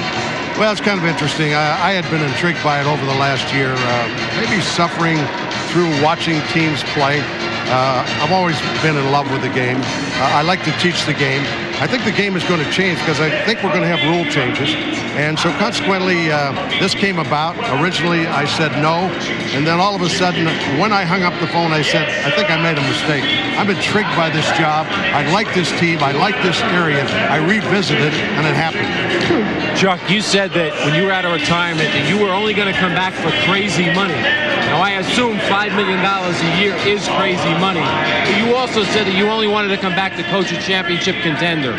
Well, there are not a lot of those around, quite frankly. There's one out here, and this club has been there a long time. But I think times are going to change at some point. I think we're going to get into the recruiting wars very soon in another year. I think certain teams are going to have more advantage than others. Look at Miami, Orlando, Phoenix, LA, and New York. And we've got this first class coming out. I think some exciting things can happen over the next 2 or 3 years. Doesn't it bother you to come back and coach a team that sabotaged the coach, Brian Hill? I mean, that could easily happen to you, although Chuck Daly and the Orlando Mutineers has a kind of nice ring to it. You know, Peter, I think most coaches are probably one step away from that happening during the course of a year or over the course of their season. Everybody today who owns a team wants to win, and it isn't going to happen for everybody. The teams that win are not going to have a problem. It's the teams that, you know, I tell it this way. We've got 29 teams, CEO money. We're going to change 15 of those. You took 29 companies, that wouldn't happen. But you've got to win in this business or they're going to change the head, and sometimes it comes sooner or later. Now, did you talk to any of the players before you took the job? No, I really haven't talked to him. I did see Horace Grant yesterday in the building. He happened to come out of a room. I got down on my knee and said, let's play. You know, please play, because that's what it's all about. You've got, you know, I understand the game. It's about players. It's not about the coaches, although we've gotten some very glamorous coaches in the league. Larry Bird, Rick Pitino are unbelievably glamour people in terms of the coaching profession. Penny Hardaway lobbied hard for you. Now, his contract is up in 2 years. You have a 3-year deal. Is that extra year an inducement to get Penny Hardaway to re-sign? Well, you could say that, but who knows what's going to happen in those 2 years? I might make too strong demands on Penny Hardaway. I saw what he made a serious mistake in the last 2 games. Any guy can go out and get 40 against a Riley coach team, then you got to kind of expect that every night. What are your realistic expectations for this team? They lost in the first round of the playoffs this year. Well, I went down there with Brendan Sewer, and we were on the plane, and he said, well, I get it. I get up at 4 o'clock now. I can't sleep, and I don't think we're ever going to win a game. So the Prince of Pessimism is back. But I think this is a club. I think this is a club that has some interesting parts to it. And I think, you know, a lot of selling to be done. Got to get tougher physically, work defensively, and see where it goes. The Prince of Pessimism, and we are glad to have you back. That's a Bob Ryan job. Big Daddy Rich. Okay, congratulations again, Chuck. Thanks for joining us. And when we return, we'll bring in Julius Erving and the head coach of the Cleveland Cavaliers, Mike Fratello, to analyze the first half between the Jazz and the Bulls. But first, a message from Prudential and a word from the NBA. We were just getting by with both our incomes. Now it's just me by myself and my son. And if I didn't have a life insurance, I wouldn't be able to pay my bills or do anything. No one knows what's around the next corner, what might happen the next day. And it's good to know that somebody's there to help you. Prudential's prove to me that when the chips are down, they're there. Hey, what's going on? How y'all doing? Okay, our book club is in session. First up, Max's dad wants to join our club. Hello. Let's give him the test. Name Max's favorite book. Billy and the Robot. What's the robot super word? Bazamo. He's good. Last question. Reading is fundamental. All in favor? Aye. All right, congratulations. Thank you. Ladies and gentlemen, put your hands together for Third Rock from the Sun. We will Third Rock you. What you talking about, Willis? Tommy's upset cause he has to wear bows. The hacker man is sucking on Mary's toes. Sally's in love with that Seinfeld guy. Harry's got a headache and he doesn't know why. We will Third Rock you. You are a super freak. The kind you don't take home to mother. We will Third Rock you. Sundays.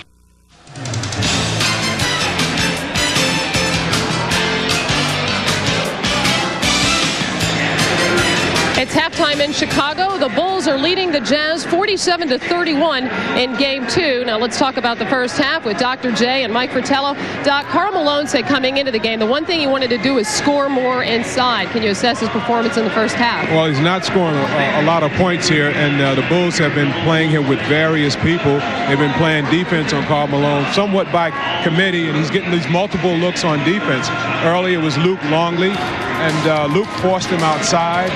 Then Brian Williams comes in and forces him to shoot the jumper, turning a great player into a fall-away jump shooter. It's very necessary for the Jazz, not only Karl Malone, to try and get some stuff in transition, and Karl was able to do a little bit of that. If we see too much of that, you know Rodman's the answer. He's seen Jason Cappy play him. He's seen Dennis Rodman play him.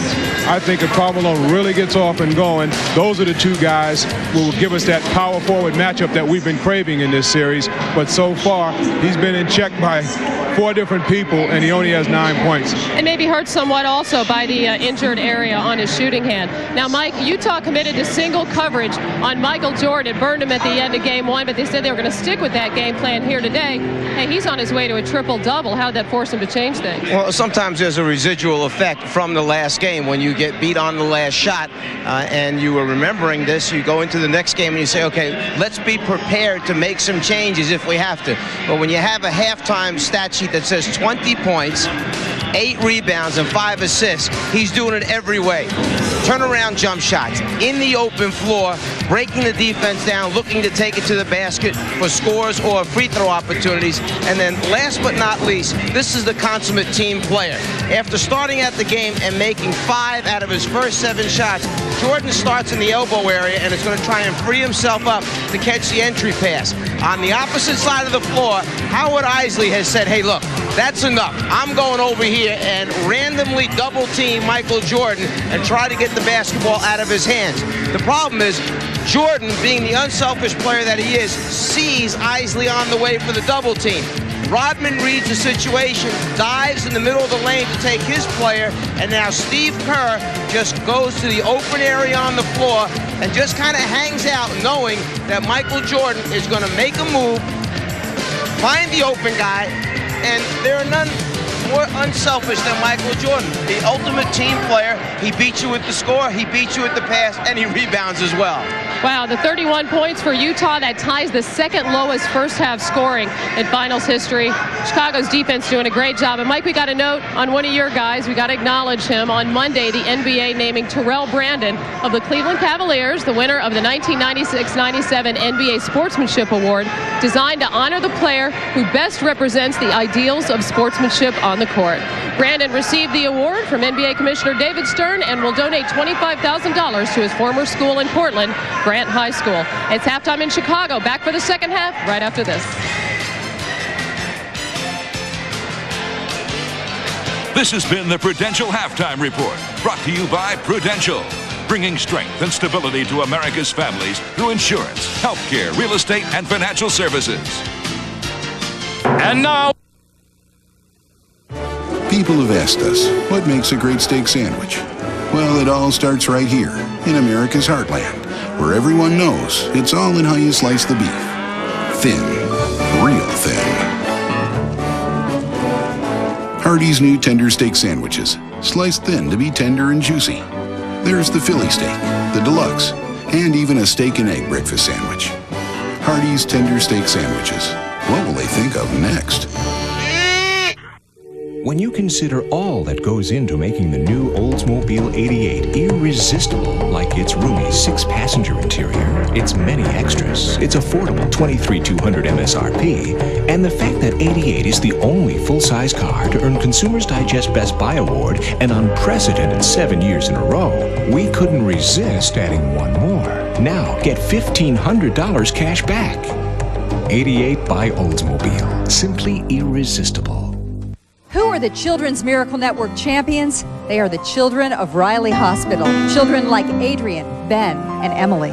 They are the doctors and nurses caring for those children. And they are people like you. In just 2 days, you helped WTHR raise a record-breaking $3.5 million for Riley Hospital for Children. Thanks, Indiana. Thanks for your support in this year's Children's Miracle Network champions. Thanks for making a miracle.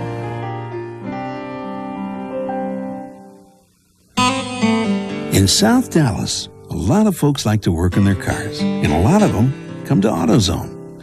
They save money on top-quality parts, and they find helpful people, like Rocky Brown. Oh, sure, there are other parts stores in town, but Rocky's the kind of guy folks go out of their way to see. He's good at solving problems, and he really knows his parts. You see, when it comes to getting the right part, the right price, and good advice, there's just no place better than AutoZone. John Stair and Ann Ryder, weeknights on Eyewitness News.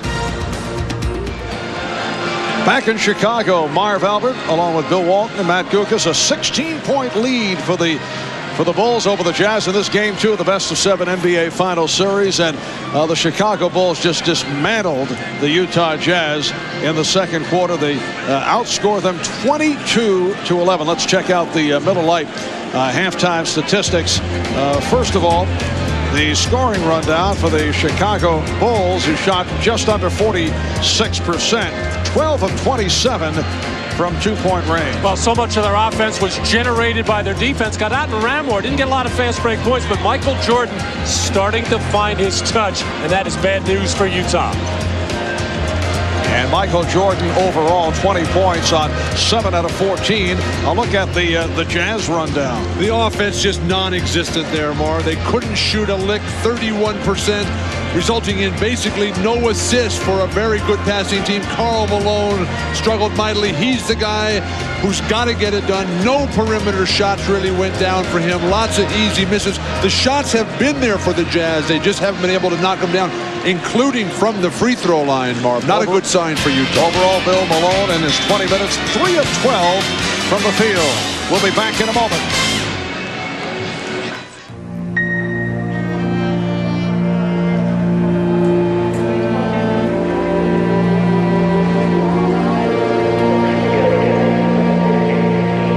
Please stand by. This flight will begin boarding momentarily. This flight has been delayed. We have no further information at this time.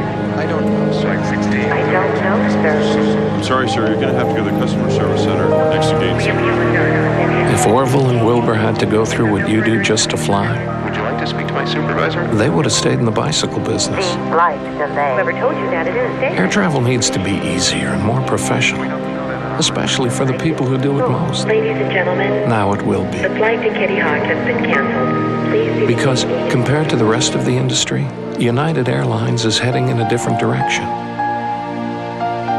United Airlines, rising. I know a place. This is not a country for wimps.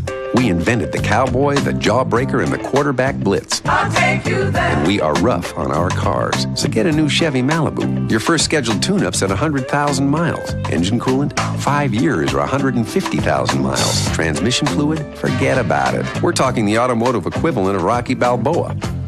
The car you knew America could build. The brand new Chevy Malibu. Oh! There's a land that has the colors of the world. Yellow sands that stretch beyond the eye, and the bluest waters.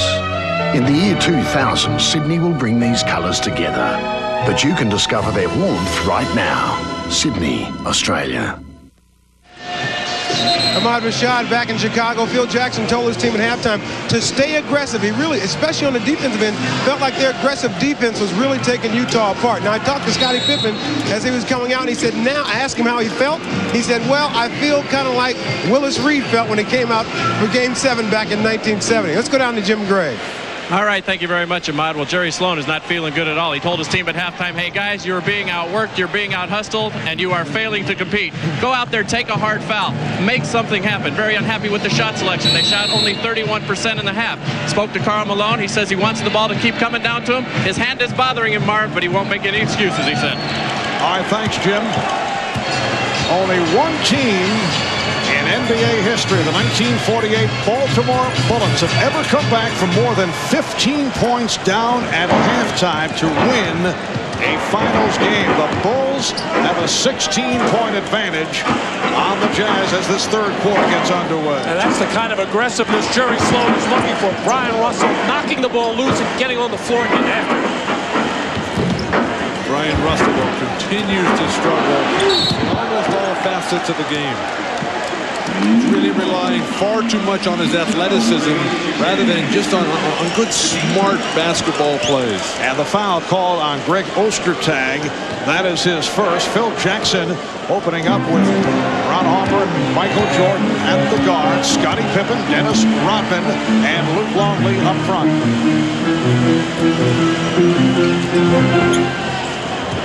Harper played by Stockton. Harper got the step. Rodman passed on the shot, and now a two-hander. Dennis showing the entire repertoire. A minute gone by in the third quarter. Rodman applauding that call. It is against Utah. Foul on Ostertag again. And he nailed Michael Jordan running along that baseline as definitely the Utah Jazz have come back with a much more aggressive nature. And a technical has been called. A technical foul on Ostertag. Well, early offense for the Utah Jazz running the baseline, and Michael Jordan not really expecting that shoulder and hip move by Ostertag got nailed. And that's the first technical handed out tonight. Michael Jordan not able to take advantage. In game one on Sunday, of all people, 74-year-old assistant coach Tex Winter was hit with a technical foul. He playing in very low-key fashion. You wonder, is he the oldest man ever to be hit with a technical in an NBA Finals game? You can ponder that for a while. Here's Harper. And a foul. A lot of whistles here at the start of the third. Well, what Tex Winter was complaining about was the hard, illegal screens by the Jazz getting up into the man where the man couldn't move, and he kept complaining and complaining about it, and then he finally said the magic words to the referee. Check the rule book. Those were the magic words. Tex, the master of the triangle. Greg Ostertag has committed 3 fouls within 79 seconds. Truth always a defense to libel. Yes. And Ron Harper at the line for the first time. Only 11 points scored by the Jazz in the second quarter. That equals an NBA Finals record. Fewest points in a quarter. Chicago with 11 last year in the finals against the Seattle Sonics. Mark, you can't say enough about the defense of Ron Harper on John Stockton. Stood up tall over the top of him.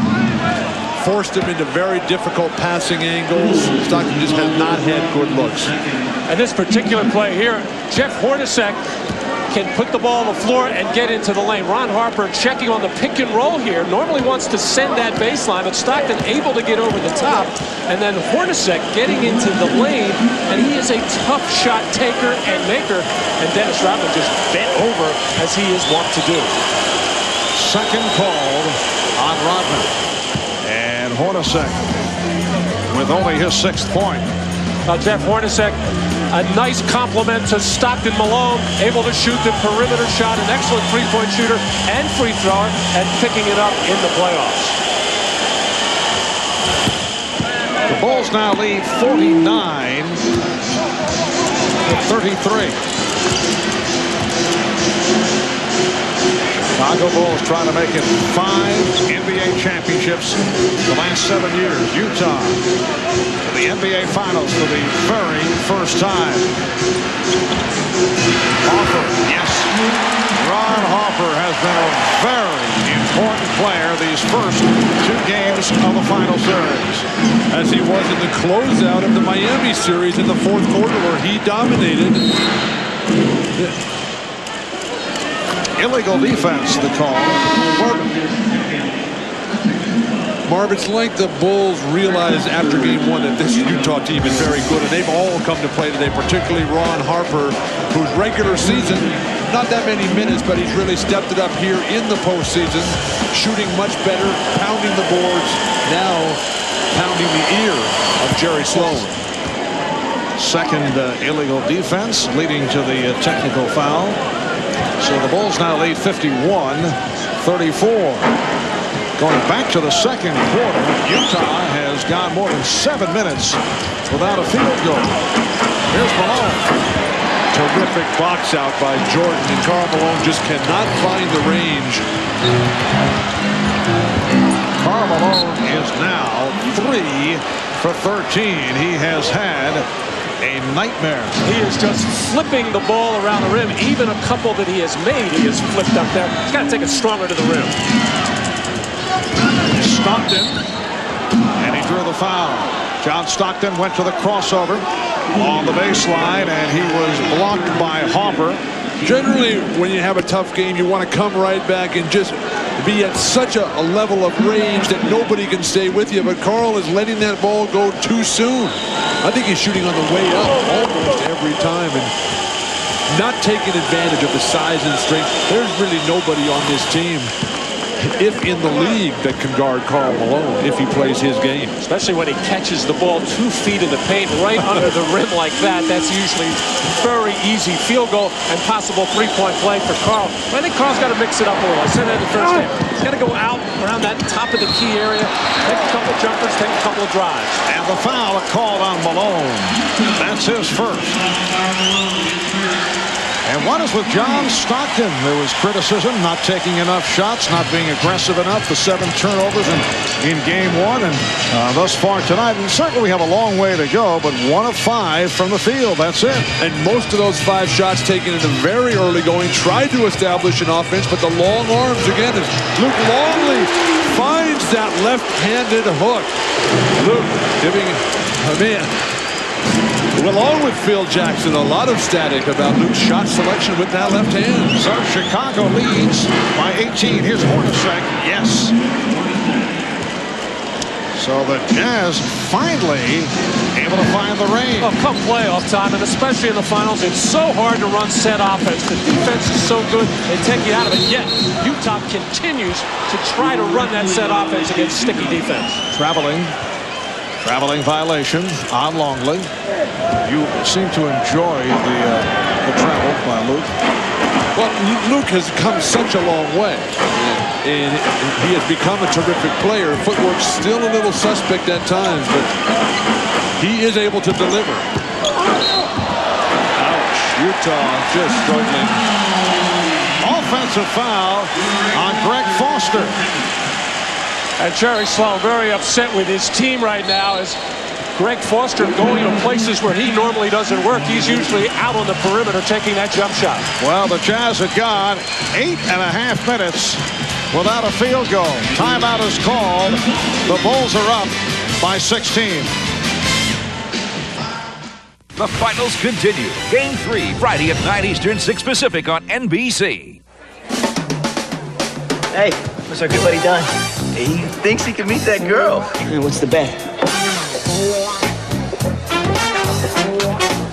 Hey, Brick Boy, go dust yourself off. Hi, Cupcake. What do you say I buy you a Bud Light and you appreciate it? She's a brick. For the great taste that won't fill you up and never let you down. Nicely done. Fun to watch. Make it a Bud Light. A lawyer who got knocked out. An actor who filled in. You said you were me. And a waitress just trying to help. I think I know just what you need. Have you know? Trial and Error. Rated PG-13. Now playing. It is said that good things come to those who wait. But in business, greater things come to those who refuse to.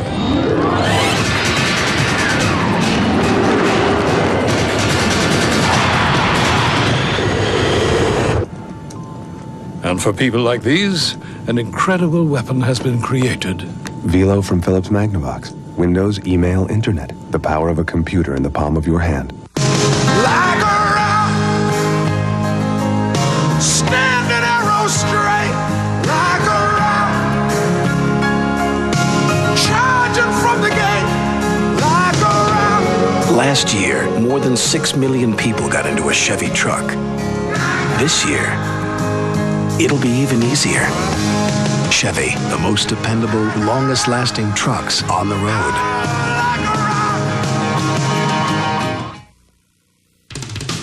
The NBA on NBC is brought to you by Bud Light. If you want great taste that won't fill you up and never let you down, make it a Bud Light. By Chevrolet Trucks, the most dependable, longest-lasting trucks on the road. And by IBM, solutions for a small planet. Well, these aerial views of the city of Chicago being brought to you by Goodyear, Marv Albert with Matt Lucas, Bill Walton, Bob Rashad, Jim Gray working the sideline. A look at the big four tonight. Michael Jordan has done the job. 20 points, 7 out of 14. Scottie Pippen quiet to this point. Karl Malone has been dormant, 3 of 13. And John Stockton also quiet on 1 of 5 from the field. Let's check in with Ahmad Rashad. Ahmad? All right, Marv, I was talking to Ron Harper the other day, and he said that, Michael Jordan is not the only one who's always looking for challenges. He said his challenge this entire playoff series is stopping the top point guards in the league. In the first round, he had Rod Strickland, then Mookie Blaylock, then Tim Hardaway, and now John Stockton, and he has done admirably with all 4 of those guys, Marv. All right, Ahmad, he's also done it at the offensive end here tonight. Scottie Pippen, not able to hit, but it was punched down on a back tap. Good play by Longley. The beautiful thing about a guy in Harper's situation, when you play with a great player like a Jordan, a Malone, or a Bird, you just have to do your job like Luke Longley throwing down dunks. The big guys, the stars, Jordan and Pippen, they'll take care of the whole big picture. You just do the little things. That's what Harper has done throughout. Bulls now lead 55-37. Illegal defense called for the 3rd time against the Bulls. Well, Scottie Pippen in the low post, drawing the double team from Greg Foster, and not a wise double team, despite the fact that Pippen had a size advantage over Hornacek, because nobody who expected the double team on the backside left that opening for Longley. Hornacek just so short in that matchup. His arms, even though they were up, had no impact on Scottie's pass over the top as Dennis takes a rest.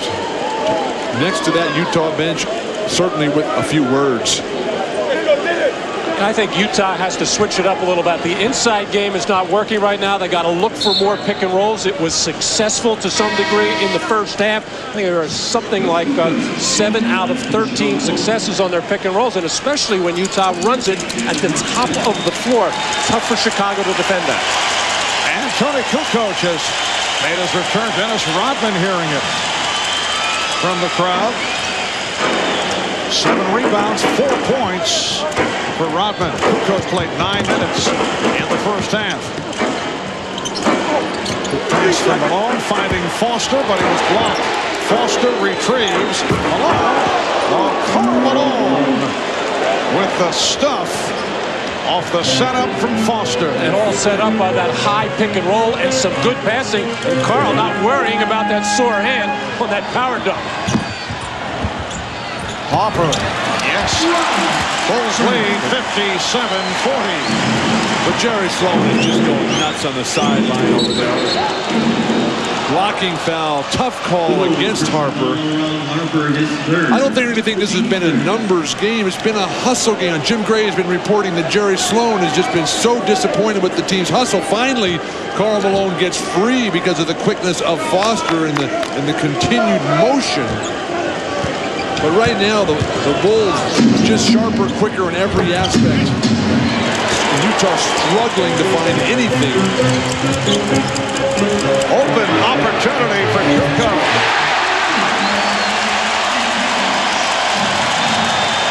Tony Kukoc knocking down a three, and the Bulls lead by 20.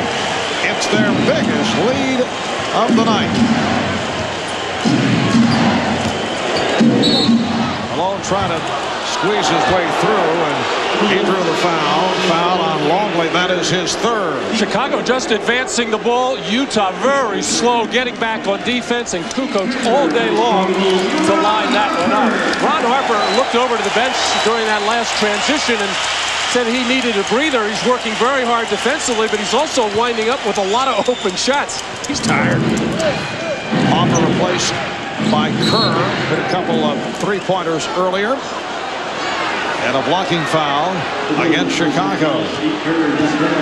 Foul on Kerr. That is his first with 6:22 to go in this third quarter. A reminder, Sunday, 4 o'clock Eastern. NBC Sports with a very special preview of the 97th U.S. Open. A look at Tiger Woods' drive to win yet another major. No one has won the Masters and the U.S. Open in the same year since a fellow by the name of Jack Nicklaus back in 1972. Plus a look at Congressional Country Club in the par 3 18th, a finishing hole that could have dramatic consequences. Plus much more as golf's greatest championship nears. The U.S. Open preview Sunday, 4 o'clock Eastern, right here on NBC. 60-42, Chicago. Jordan. Yes.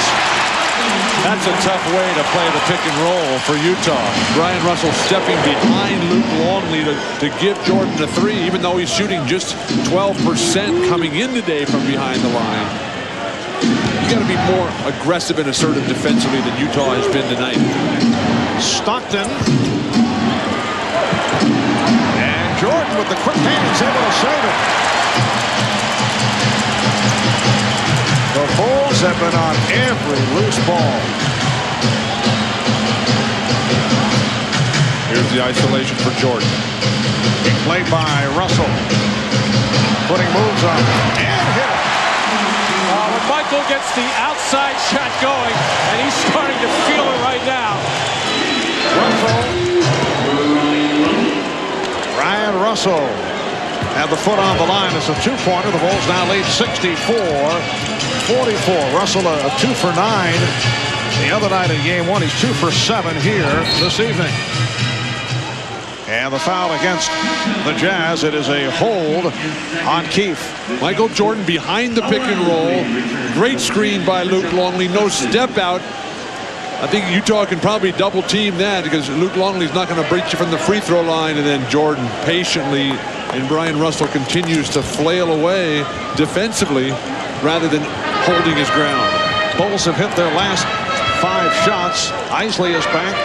Stockton will take a rest. Just under 5 left in the third. Here's Jordan. And he was fouled. Well, in game 1, Michael Jordan was 5 for 17 from the perimeter, meaning before he raised up for that game-winning shot, just 4 for 16. And actually, that was Brian Russell's probably best defensive play of the night. Kept Michael Jordan from driving, got a hand up on the shot Michael just made. A great play, but now Michael seems to have found the range from the perimeter, which will set up those kinds of drives to the hole. And Michael again hearing the chant of MVP. He now has 25 points, along with 10 rebounds and 5 assists. Could be on his way to a triple-double. Michael Jordan has never had a triple-double in an NBA Finals game. It has been done 25 times by 13 players. What do you think, Michael and Ahmad just sort of sit around and talk about the records he doesn't have and then just say, well, I'll go for that one today? He is on pace. The only question will be in the assist column. And he has 5. 4.5 left. With the block and the foul. That's his 4th. Well, Adam Keefe is a player for Utah who has fallen out of favor in Jerry Sloan's book, but he's the kind of guy so active around the basket, knows how to get open underneath as he did there, throws his body around, creates a lot of contact. Adam Keefe used sparingly, 6'9", 240-pounder out of Stanford, spent a couple of years with Atlanta. This is 3rd season with Utah. #1 pick by the Hawks, traded to Utah in the deal involving Tyrone Corbin. Luke Longley. Here's the applause. He sits down. Leads with 6 points. Adam Keefe and Luke Longley, just another in a long series of redheads that have dominated this NBA for years. Red Kerr, Dave Cowens. I'm trying to feel for another possibility. That's enough. Ryan Williams has come on, replacing Luke Longley. Shot clock at 2. Jordan. Kept alive by Pippen. Brian Russell too close. Didn't have a body on Scotty, who just reached up over and kept it alive. Jordan stripped by Isley. Jordan able to get back to it, and it leads to a jump ball.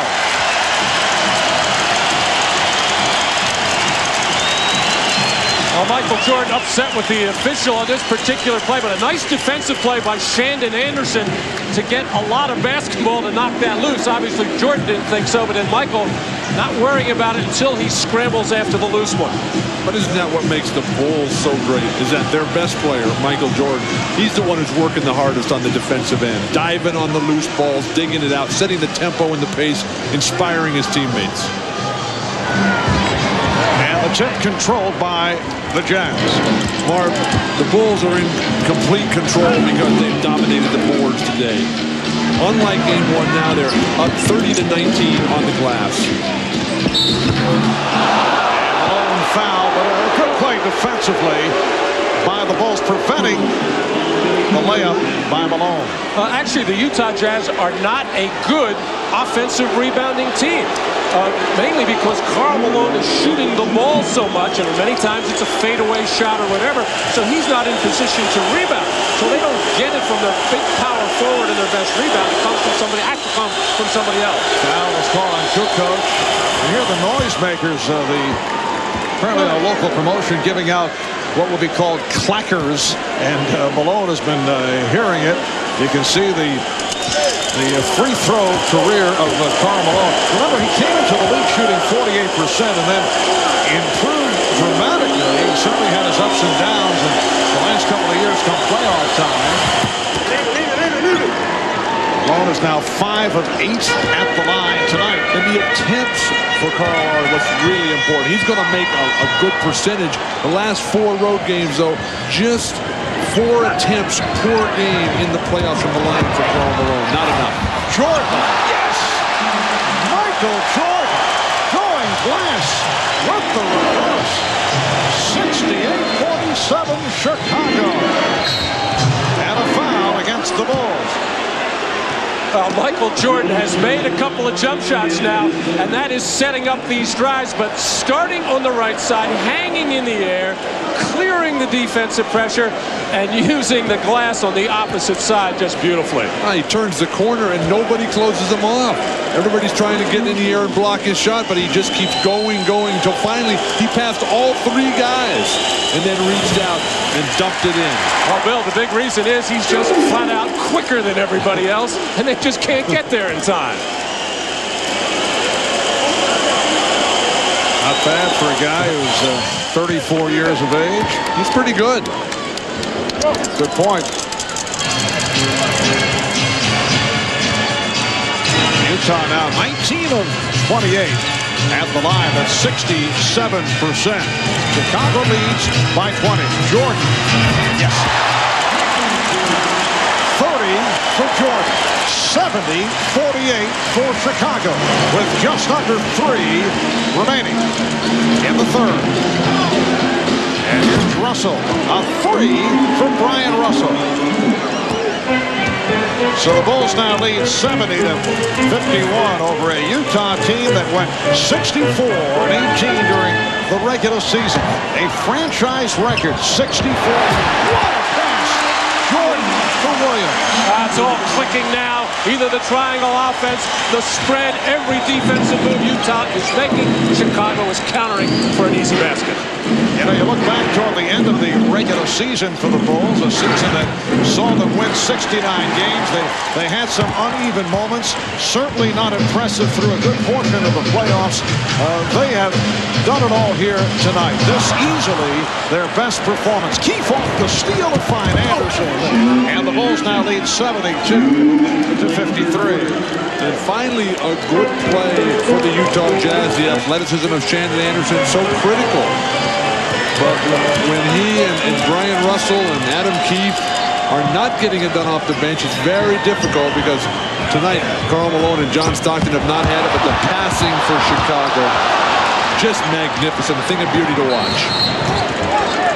And whistle against Chicago. That stopped the fast break attempt by Utah. Foul committed by Kukoc. Oh, Michael Jordan working on Shandon Anderson, taking him right, taking him left, just getting up in the air so quickly and getting a good look at the rim. And then when he draws the double team, knows exactly where his teammates are. Brian Williams knifing to the basket for the easy dunk. A minute 36 to go in the third. The Bulls with a commanding lead. Introducing the all-new Chevy Venture. It's the only minivan to offer a separate front and rear sound system. Because kids don't ever listen to the same music their parents do.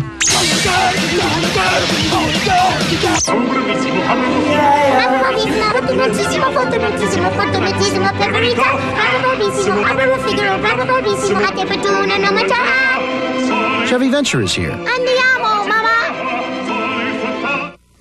Is this safe? Is it safe? Is it safe? Not safe. It's not safe. It's safe. It's not safe. It's not safe. I read it wasn't safe. It's too risky. It's not safe. What are you talking about? Shopping on the internet. Your son is shopping on the internet. The internet? With his credit card. It's the future of commerce. I read about it. It could be safe. Well, how do you know? IBM is making it safer to buy things over the web. On the Seabourn Legend, one passenger's insane enough to take command. Position charges throughout the ship. And two passengers... Where is he? He's everywhere. ...crazy enough to try and stop him. On June 13th, get ready to rock the boat. From the director of Speed and Twister. Speed 2, Cruise Control. How do you like your vacation so far? Rated PG-13. Rush Hour hits the water June 13th.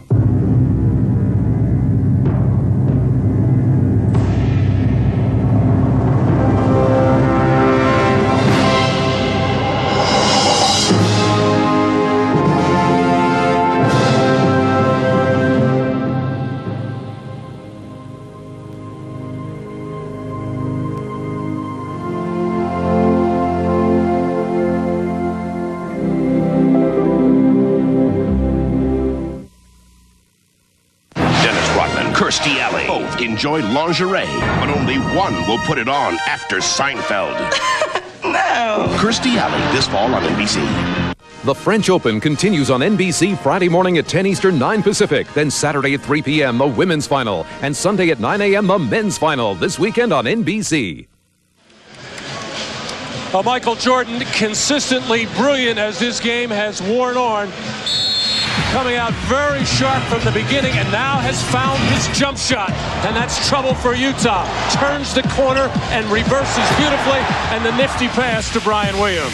And you look back at NBA history, the all-time leading scorer in NBA Finals play, Rick Barry, as you saw, followed by Michael Jordan, Jerry West, just over 30 a game, Bob Pettit, 28 and change. Hakeem Olajuwon at 27 and a half per game. So Michael Jordan is number 2 behind Rick Barron.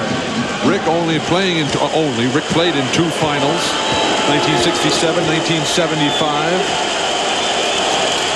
Huge numbers for Barry. That's the kind of performance that Karl Malone needs to come up with, because this offense has completely disintegrated for the Utah Jazz. 72-54 Chicago. Minute 36 left in this third quarter. Let's check in with Jim Gray. All right, Marv, during that timeout, Jerry Sloan told his guys, at least now you're not playing with any fear. You're playing with some reckless abandon. You guys, I can live with your effort now. At least you're competing. Not too dissimilar to a speech that he gave against the Rockets in Game 6 when he said, hey, guys, they were down by 12. Go out and give it your best effort. Similar type of thing, and they came back and won. Marv? All right, Jim, you buy that, Bill? Are they still playing with fear? They don't seem to be as sharp as they have been. This is I think by far the poorest team that the Jazz have played. Karl Malone now has 17, and it's Chicago with a 72-57 lead with a minute remaining in the third quarter.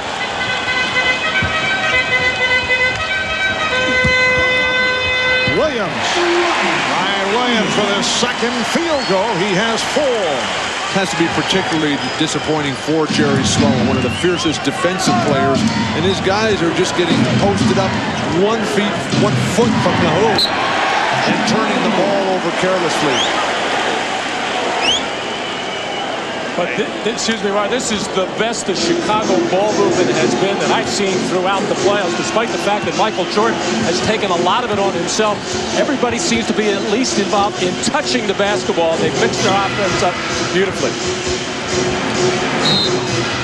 And a reach-in foul is called. Now, turnover is a major problem for Utah the other night in Game 1. It has not been a problem tonight. That was just number 9 a moment ago. Scottie Pippen to the line with 25 seconds left in the third. Well, Sunday at 5 o'clock Eastern, Ahmad Rashad will host NBA at the Finals, taking a look at 3 pioneers of the WNBA and the obstacles that they have faced on their journey to playing professional women's basketball. This special will also go behind the scenes to find the personal subplots that will make this year's NBA Finals so compelling, and captures a side of these championships that most fans never see. It's all here Sunday, 5 o'clock Eastern on NBC.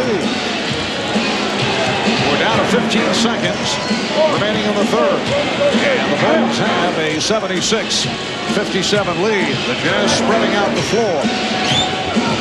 Isley putting moves on Kerr and hitting.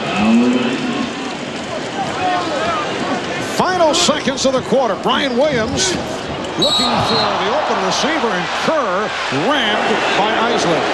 And Jerry Sloan just flips the ball up in the air. Everything that could possibly go wrong as for the Utah Jazz.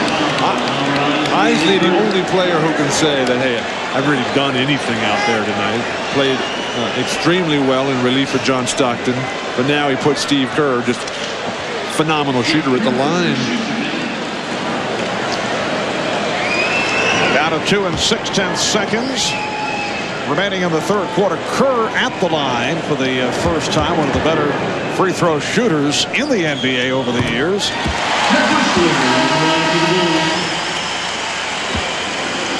Now Jud Bushler reports back, replacing Scottie Pippen. 77-59 Chicago. The Bulls hoping to take a 2-0 lead in Game 3 Friday night in Salt Lake City. 9 o'clock Eastern time here on NBC. Game 4 Sunday in Utah at 7:30 Eastern time. And Malone flicks it. Kerr on the intercept. Kerr fires. And that's the end of the third quarter. It's the Bulls 78 and the Jazz 59. The Bulls shoot 11 of 16 from the field in the third. We'll be back here in Chicago after these messages from your local station.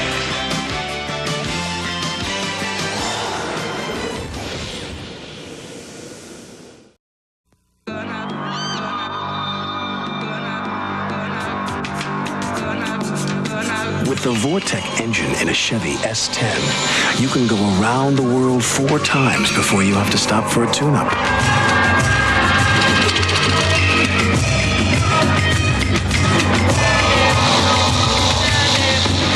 Have a nice trip.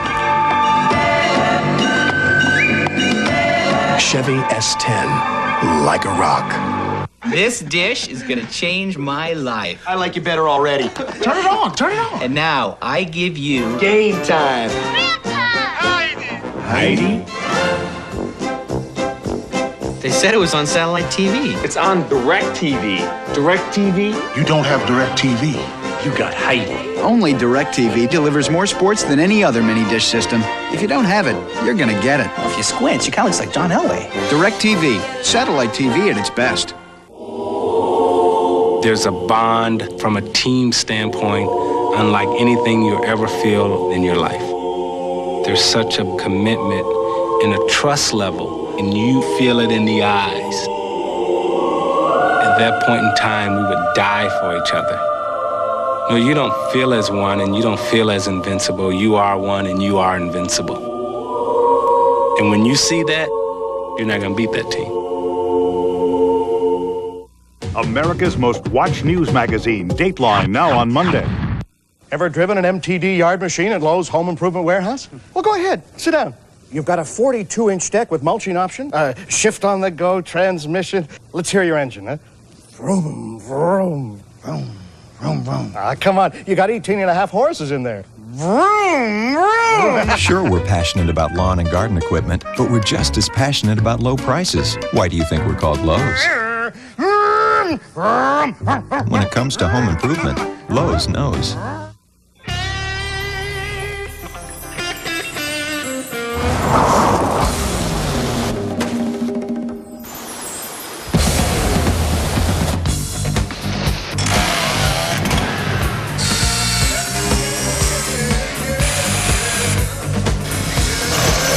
In the world of tools, there's only one true craftsman.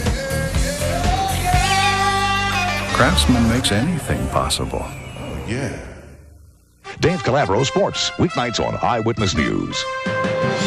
This copyrighted telecast of the National Basketball Association may not be retransmitted, reproduced, or rebroadcast without the express written consent of the NBA. Back in Chicago, you can see the numbers during the course of the regular season. Fewest points for Utah after 3 quarters against Detroit. Back in January, 55 points. Tonight, only 59. 78-59, Chicago as this 4th quarter gets underway. Marv, you see the Utah offense picking up with 28 points, but the defense absolutely porous, giving up 31. Antoine Carr is back, as is John Stockton. Karl Malone sitting down here at the start of the 4th quarter. Bad pass saved by Williams. Once again, Utah trying to run set offense, the bumping and grinding on the screens, trying to get position, and the tough, aggressive defense of Chicago forcing a turnover. Nice pass. Adam Keefe rebounding the miss by Brian Williams. Any man for Chicago that flashes in the post as Stockton can't find the range on the pull-up 3. But any man for Chicago that steps into the lane, Marv, they just get whatever they want at the 1-foot range. John Stockton is now 1 of 7 from the field. Hopper and Jordan with Bushler, Kukoc, and Williams. Nice pass. And here comes Stockton. Russell for 3. Rebounded by Kukoc. Well, we talked earlier about the defensive strengths of the Bulls backcourt with the long arms. Those long arms also helping the passing. They're able to pass over the top of the shorter Utah players. Russell tried to close that baseline, but Jordan with the quick move drew the foul. Keep your eye on Tony Kukoc on the left part of your screen. Everything breaks down and the ball hit Michael Jordan's hands with the shot clock winding down. But Kukoc makes a nice move across the lane to get that opening. Can't finish the shot, however. Michael Jordan leading Chicago with 30 points. Utah couldn't have played that play any worse than they did. Bushler. Another assist for Jordan. That is number 7. He is 3 assists away from his first ever triple-double in the NBA Finals. And the Bulls now lead 80-59. Jam of defense. Stockton for 3. Now that's one of the most fluid plays that the Jazz have run in quite some time. It's just a straight post up, a couple of cutters go through, made the defense react, and then you get an open shot. Coach. Stockton flips it down a car. Stripped by Harper. Oh, terrific play by Bushler. What balance, what presence. The strip by Harper, and Bushler able to come up with that loose ball. Harper for 3. Air ball. He thought he was fouled. And now Jordan is fouled by Anderson. Oh, terrific pass. A look up by John Stockton, hitting the streaking Antoine Carr, who just cannot get to finish the play. It's knocked loose by Harper, and then he gets, or I should say, Carr gets knocked out of the play, and Bushler goes the other way.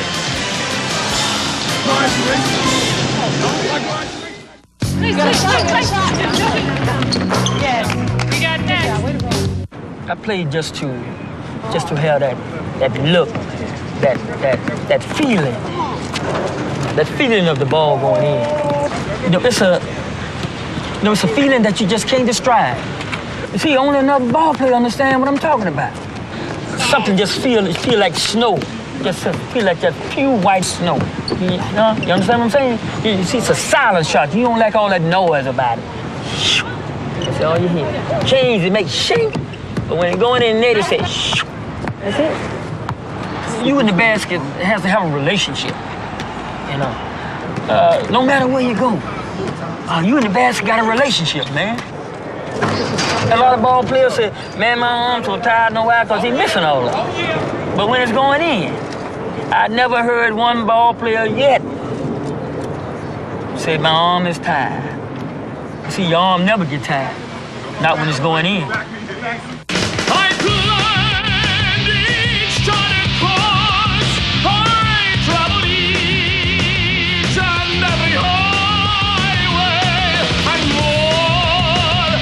More than this, I did it my way. There's over 2 million miles of paved road out there, but you're not obligated to drive on any of it.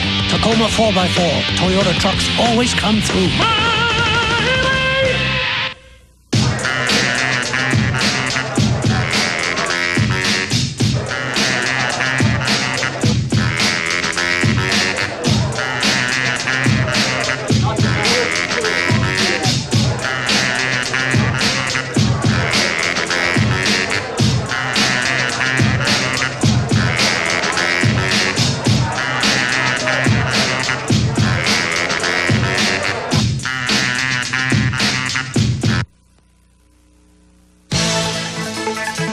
Miller Genuine Draft presents a classic moment of the NBA at 50.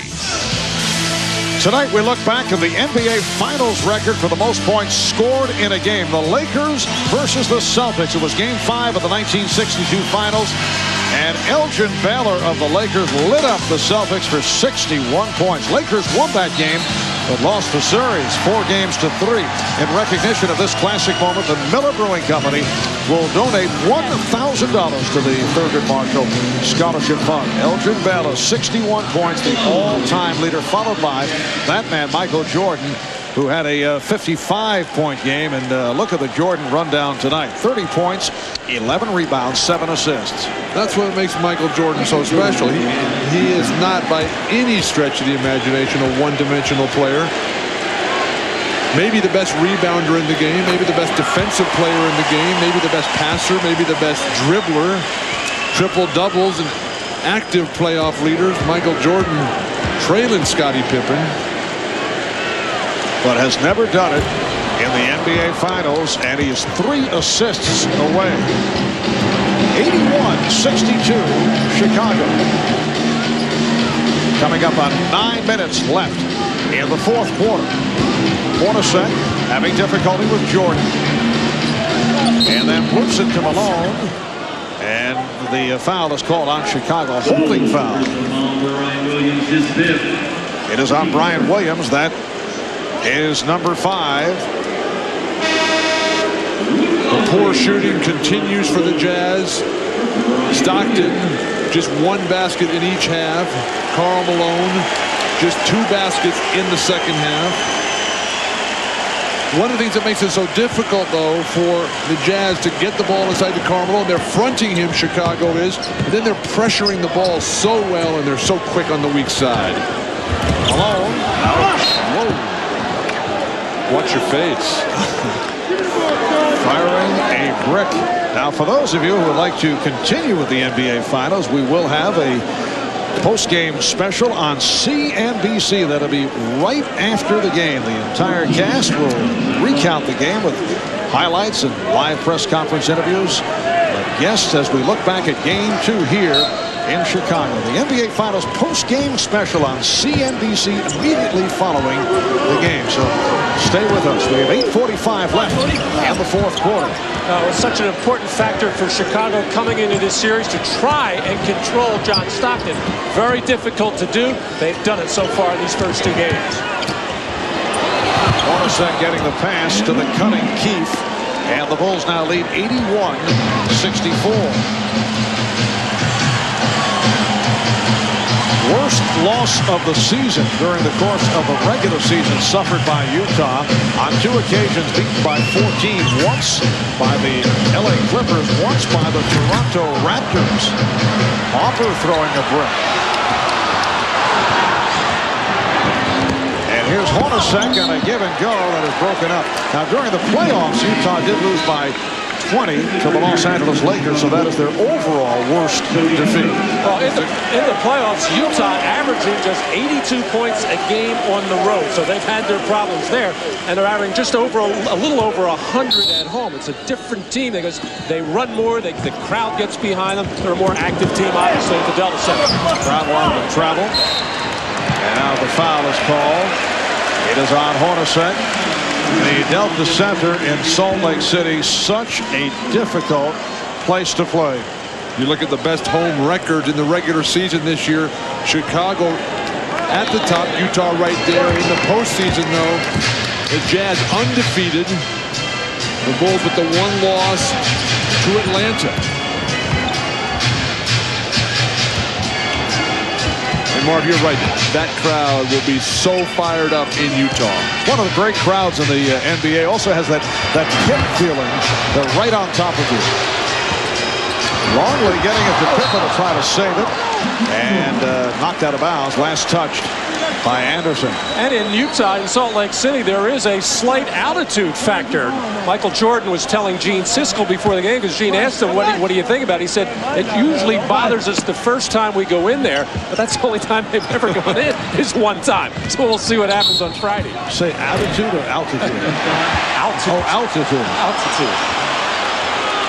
Basket won't count. Foul on Anderson. And there is Gene Siskel. Always a source of Matt Gukas prior to games. Matt looking for movie passes. Right. I'll buy, big guy. Foul is called on Anderson. This is Game 2 of the best of 7 NBA Finals Series. Game 1 Sunday night, won by Chicago, 84-82 on that dramatic jump shot by that man, Michael Jordan. Friday night, Salt Lake City, Game 3, 9 o'clock Eastern Time, right here on NBC. A look at the rest of the schedule. Game 3 on Friday, Game 4 on Sunday. Marv, I really thought the Jazz would play a lot better ball game than they did tonight. They just came out flat. Karl missed some easy shots early. They never got into it. When Chicago did struggle, Jazz couldn't capitalize, and the shooting woes continue. This has to be awfully disappointing. Alone with the tip, because he talked to the coaches after the first game, and they were not, obviously you don't like to lose on a last-second shot, but they were not disgusted because they felt they were correctable things they could adjust. Even talking about the turnovers, they felt there was a lot of fault that they can certainly make adjustments, but they have not. The Bulls came out fast, and it's just been a very poor game for Utah here tonight. And as Jim Gray reported at the beginning, that this Utah team has responded magnificently to adversity all year long. They're just going to have to totally regroup and come out with a rededicated focus. Jordan Harper on the break. And Harper goes all the way. So the Bulls lead it 87-66. But a loss is a loss. And, there are no trends. Every game is different. Everything. Look at Scottie Pippen tonight. He's out there. He's playing. Nowhere near the tremendous performance he put on game one. It wasn't needed because Michael Jordan is just having a gem. And every game is different. You take the win. You take the loss. You move on. You prepare for that next game. Hornacek fires one up. And hits. Jeff Hornacek with a two-pointer. And the look on Bushler's face, who was all up over Hornacek, and Bushler said, what do I have to do to make this guy miss here? Chicago needs a timeout. And the timeout is taken with 5:51 remaining in the fourth. In Ames, to answer the call of the wild, one must soar with the grace and ease of the majestic eagle. Have the heart and soul of the mighty bear.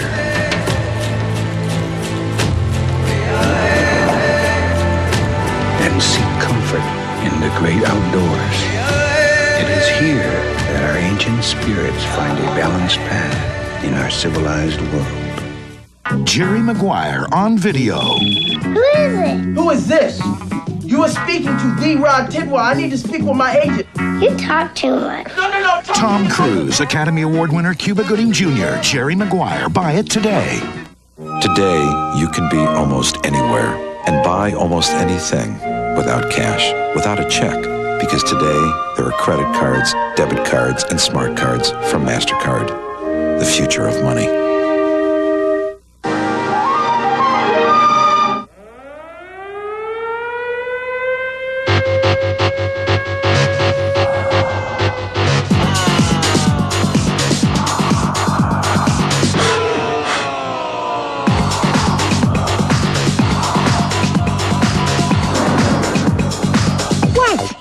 Nothing. For a moment, I thought your parents were home.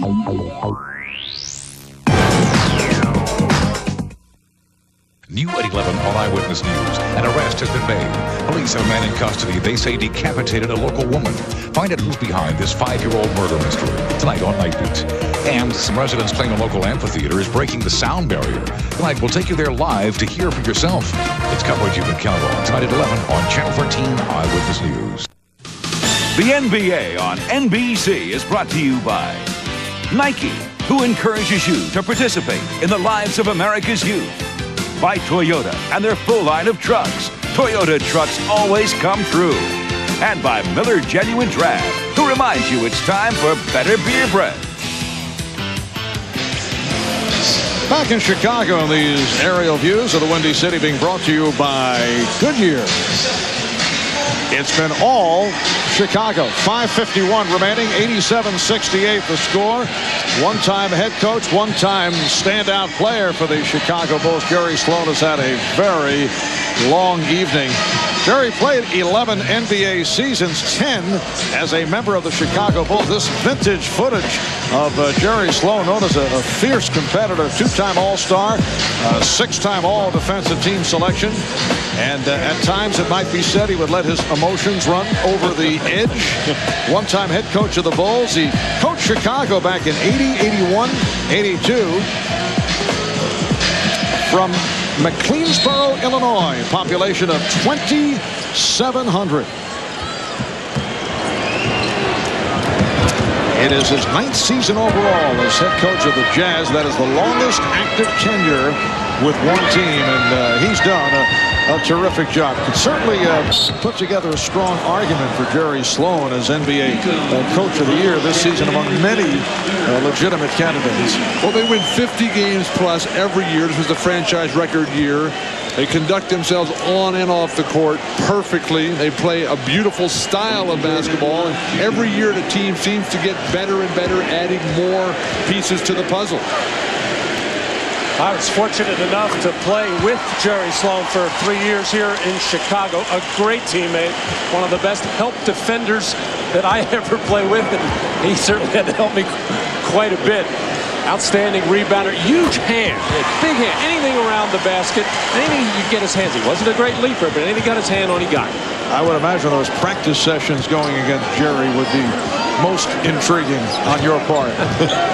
Well, when he was your teammate, he was with you all the way. He played hard in practice. When you had to play against him, in the other teams, very difficult. And Michael Jordan called for the foul, got a piece of Hornacek. That is his first. And 3 shots coming up for Hornacek. Michael Jordan playing the defense there, just a little bit of a reach, trying to get out on the break, calling for the foul. I did have the privilege of playing against Jerry Sloan. I still have scars, physical but mostly emotional. Jerry Sloan took over in Utah 17 games into the 88-89 season, taking over from Frank Layden, one of only 2 Chicago Bulls to have his uniform number retired here in Chicago. The other is Bob Love. Now 5:20 remaining in the 4th quarter. And the Bulls lead 89-70. The Jazz never got into it. It was 6-0 at the start. It was 8-1. Now you think, hey, it's early. It doesn't matter, but they just could not get going. Chicago leading all the way. Chicago went through a drought period and then snapped out of it. Utah went through several periods where they were not able to score. Never did snap out of it. And Utah has been such a sharp team from the outset in virtually every game this playoff run for them. Now the Jazz sticking with their regulars, trying to find that rhythm. Interesting to see how long Sloan stays with these guys. 2 stars have not been able to do it. Karl Malone and coming up short. John Stockton has not played well. Everything on Karl at the front of the rim. Well, he has developed a habit, and it's become his shot where he doesn't really turn and square up and face the basket. It's kind of a half turn. He's had some success with it. It has looked terrible so far in these first 2 games. Malone is now 6 of 20, 19 points. Stockton with 12 points, 6 assists. That's it. And a foul is called. Foul on the Jazz. Foul on Malone. That's his second. And Jordan to the line. The Jazz scoring tonight just atrocious. One of the top scoring teams in the regular season. On the road, it has not been very successful. And Jerry Sloan talking about, we got to run harder, we got to put more points on the board. And it's just not happening. And Utah, a very good road team during the regular season at 26 and 15. Matt, you were talking earlier about the Karl Malone shot and the footwork. Great defensive players, great defensive teams like Jordan and the Bulls. They work nonstop on making other players use bad footwork. That's something that the Bulls have done as they continue to pick apart. Jordan getting closer and closer to that triple-double. That's assist number 9. He is 1 assist away from a triple-double. His first in NBA Finals play. Anderson able to hit. Anderson with only his second field goal. 91-76. 3:35 remaining in the 4th. Chicago Bulls on their way to taking a 2-0 lead. That would have been assist number 10. Scotty, Michael's telling Pippen, hey, will you please make a layup? Russell And the Bulls now lead 91-79. The only question is, will Michael Jordan be able to get his triple-double? That time he's fouled. Scotty just handed the ball off to Michael Jordan, ran by and said, don't worry, I'll make the next one. Try it again. This was a perfect pass, and for some reason, Scottie Pippen just squeezed it out of there. He's back there saying, hey, you guard him. I got this guy. He's not worried about it, but the Bulls are probably the best team in basketball in terms of spreading the floor and making teams chase them once they've got this lead. And then they just pick you apart with those big guards passing over the top to big men flashing at the hoop. Jordan supreme tonight. 37 for Jordan. And the Bulls lead 93-79 with 3 minutes remaining in the fourth quarter. Stockton. This is all cosmetic. When you look on the box score tomorrow, you'll see John Stockton with 14 points, but unable to do it in the early going. Jordan lost the dribble, and that will be a jump ball. Malone and Hoffer will go on the toss. Timeout has been called with 2:42 remaining in this fourth quarter. Michael Jordan and Scottie Pippen playing two-man basketball here. That missed assist, Michael looking over at him and said, what is wrong? I can't believe that.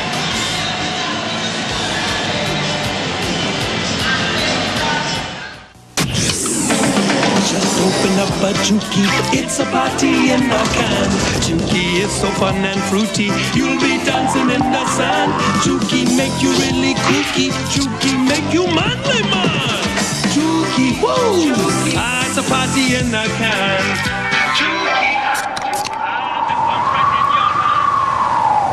Oh man, mine's busted. Trust your taste buds, not commercials. This is the Disney Music Collection. This is Woody. And this is my McDonald's. Where you can get one of 3 Disney CDs or cassettes for under $4. When you buy any large sandwich or Happy Meal. You'll get great Disney songs. Hakuna Matata. Cruella de Vil. A whole new world. Even one song from the new Hercules movie. And McDonald's would donate money to Ronald McDonald House Charities. This is my McDonald's. This is the Disney Music Collection. This is really good music. Where you treat me this way, from dawn to dusk. You take me 100,000 miles, it's just not enough. Well, I'll go the distance, baby, and I'll rise above. 'Cause I know you're always gonna hurt the ones you love. The highly durable Tacoma 4x2. Toyota trucks always come through. New at 11 on Eyewitness News. An arrest has been made. Police have a man in custody they say decapitated a local woman. Find out who's behind this 5-year-old murder mystery tonight on Night Beat. And some residents claim a local amphitheater is breaking the sound barrier. Tonight, we'll take you there live to hear for yourself. It's coverage you can count on tonight at 11 on Channel 13 Eyewitness News. Well, Michael Jordan with 37 points. Chicago up 93-81. 11 of 20 from the field for Michael Jordan. Scottie Pippen with 10 points. Karl Malone has not done it, only 6 of 20 shooting. John Stockton, 4 of 12. For Michael Jordan, one of his best performances in the NBA Finals. Overall best, that 55-point game back in June of '93 against Phoenix. And he's gunning for a triple-double, trying to become only the 14th player in NBA Finals history to collect a triple-double. The last to do it, Charles Barkley of the Phoenix Suns against the Chicago Bulls back in 1993. Magic Johnson has done it 8 times. Bob Cousy twice.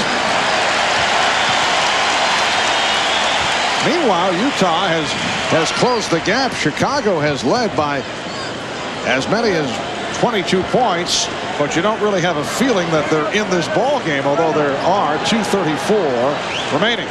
Which is the same situation that the Jazz were in, down 12 with just a little over 2 minutes to go, when they struck back and wiped out the Houston Rockets. Still hope, but as you say, Mark, the Jazz aren't playing that well. All right, here's Pippen. Rebounded by Malone. Once again, would have been an opportunity for a 10th assist and a triple-double. Coming up on 2 minutes remaining in the fourth quarter. Malone had it knocked away. And a foul. This is the closest since Chicago led 37-29. That foul was called on Jordan. Very strong move to the hoop by Karl Malone. One of the toughest of the night.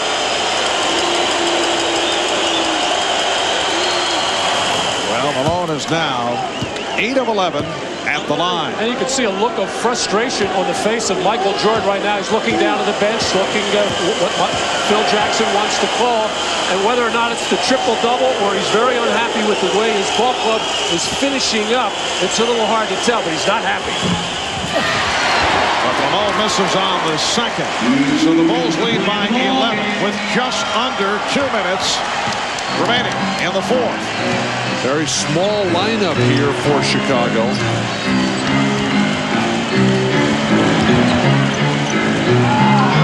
Shot clock at 6. Rodman's pass picked off. A lazy pass thrown. And here comes Stockton. Hornacek for 3. And the Jazz very much alive. They are within 8 points with a minute and a half to go. Need to play very smart here for the Jazz. Force fadeaways, force casual plays by the Bulls. Here's Pippen. He thought he was fouled. No call. And last touch by Utah. It will be Chicago ball with a minute 16 remaining. Utah has outscored Chicago 26-15 in the fourth quarter. Again, they double up on Jordan. And a foul. The Jazz over the limits of Jordan to the line. Hornacek is fouled out. Well, that takes another offensive player away from Utah and a three-point threat. And if all of this is happening to Chicago in order to get Michael Jordan a triple-double, that's absolutely ridiculous. You're playing in the finals, you just get the win. I think the Bulls would be much better served if they took care of this ballgame and got Michael Jordan and Scottie Pippen on the bench, get them some rest, rather than worrying about triple-doubles, if in fact that's what they're doing. Getting him on the bench, this game's still in doubt. No, I'm saying as the game was winding down, just take care of the game and not worry about statistics. Michael Jordan, 14 of 19 at the line. Jeff Hornacek fouled out, played 31 minutes, scored 19 points. 1:11 remaining. And Chicago leads by 9. That last foul drawn by Michael Jordan as Harper checks back in for defensive purposes. Been a master all night. But when you double team Jordan, you can't let him step through and split that double team. You got to make him spin out of it. So Michael Jordan hits 1 of 2. 1:05 remaining in the fourth quarter. Bulls 94 and the Jazz 85. Bushler broke it up. Bushler with the steal.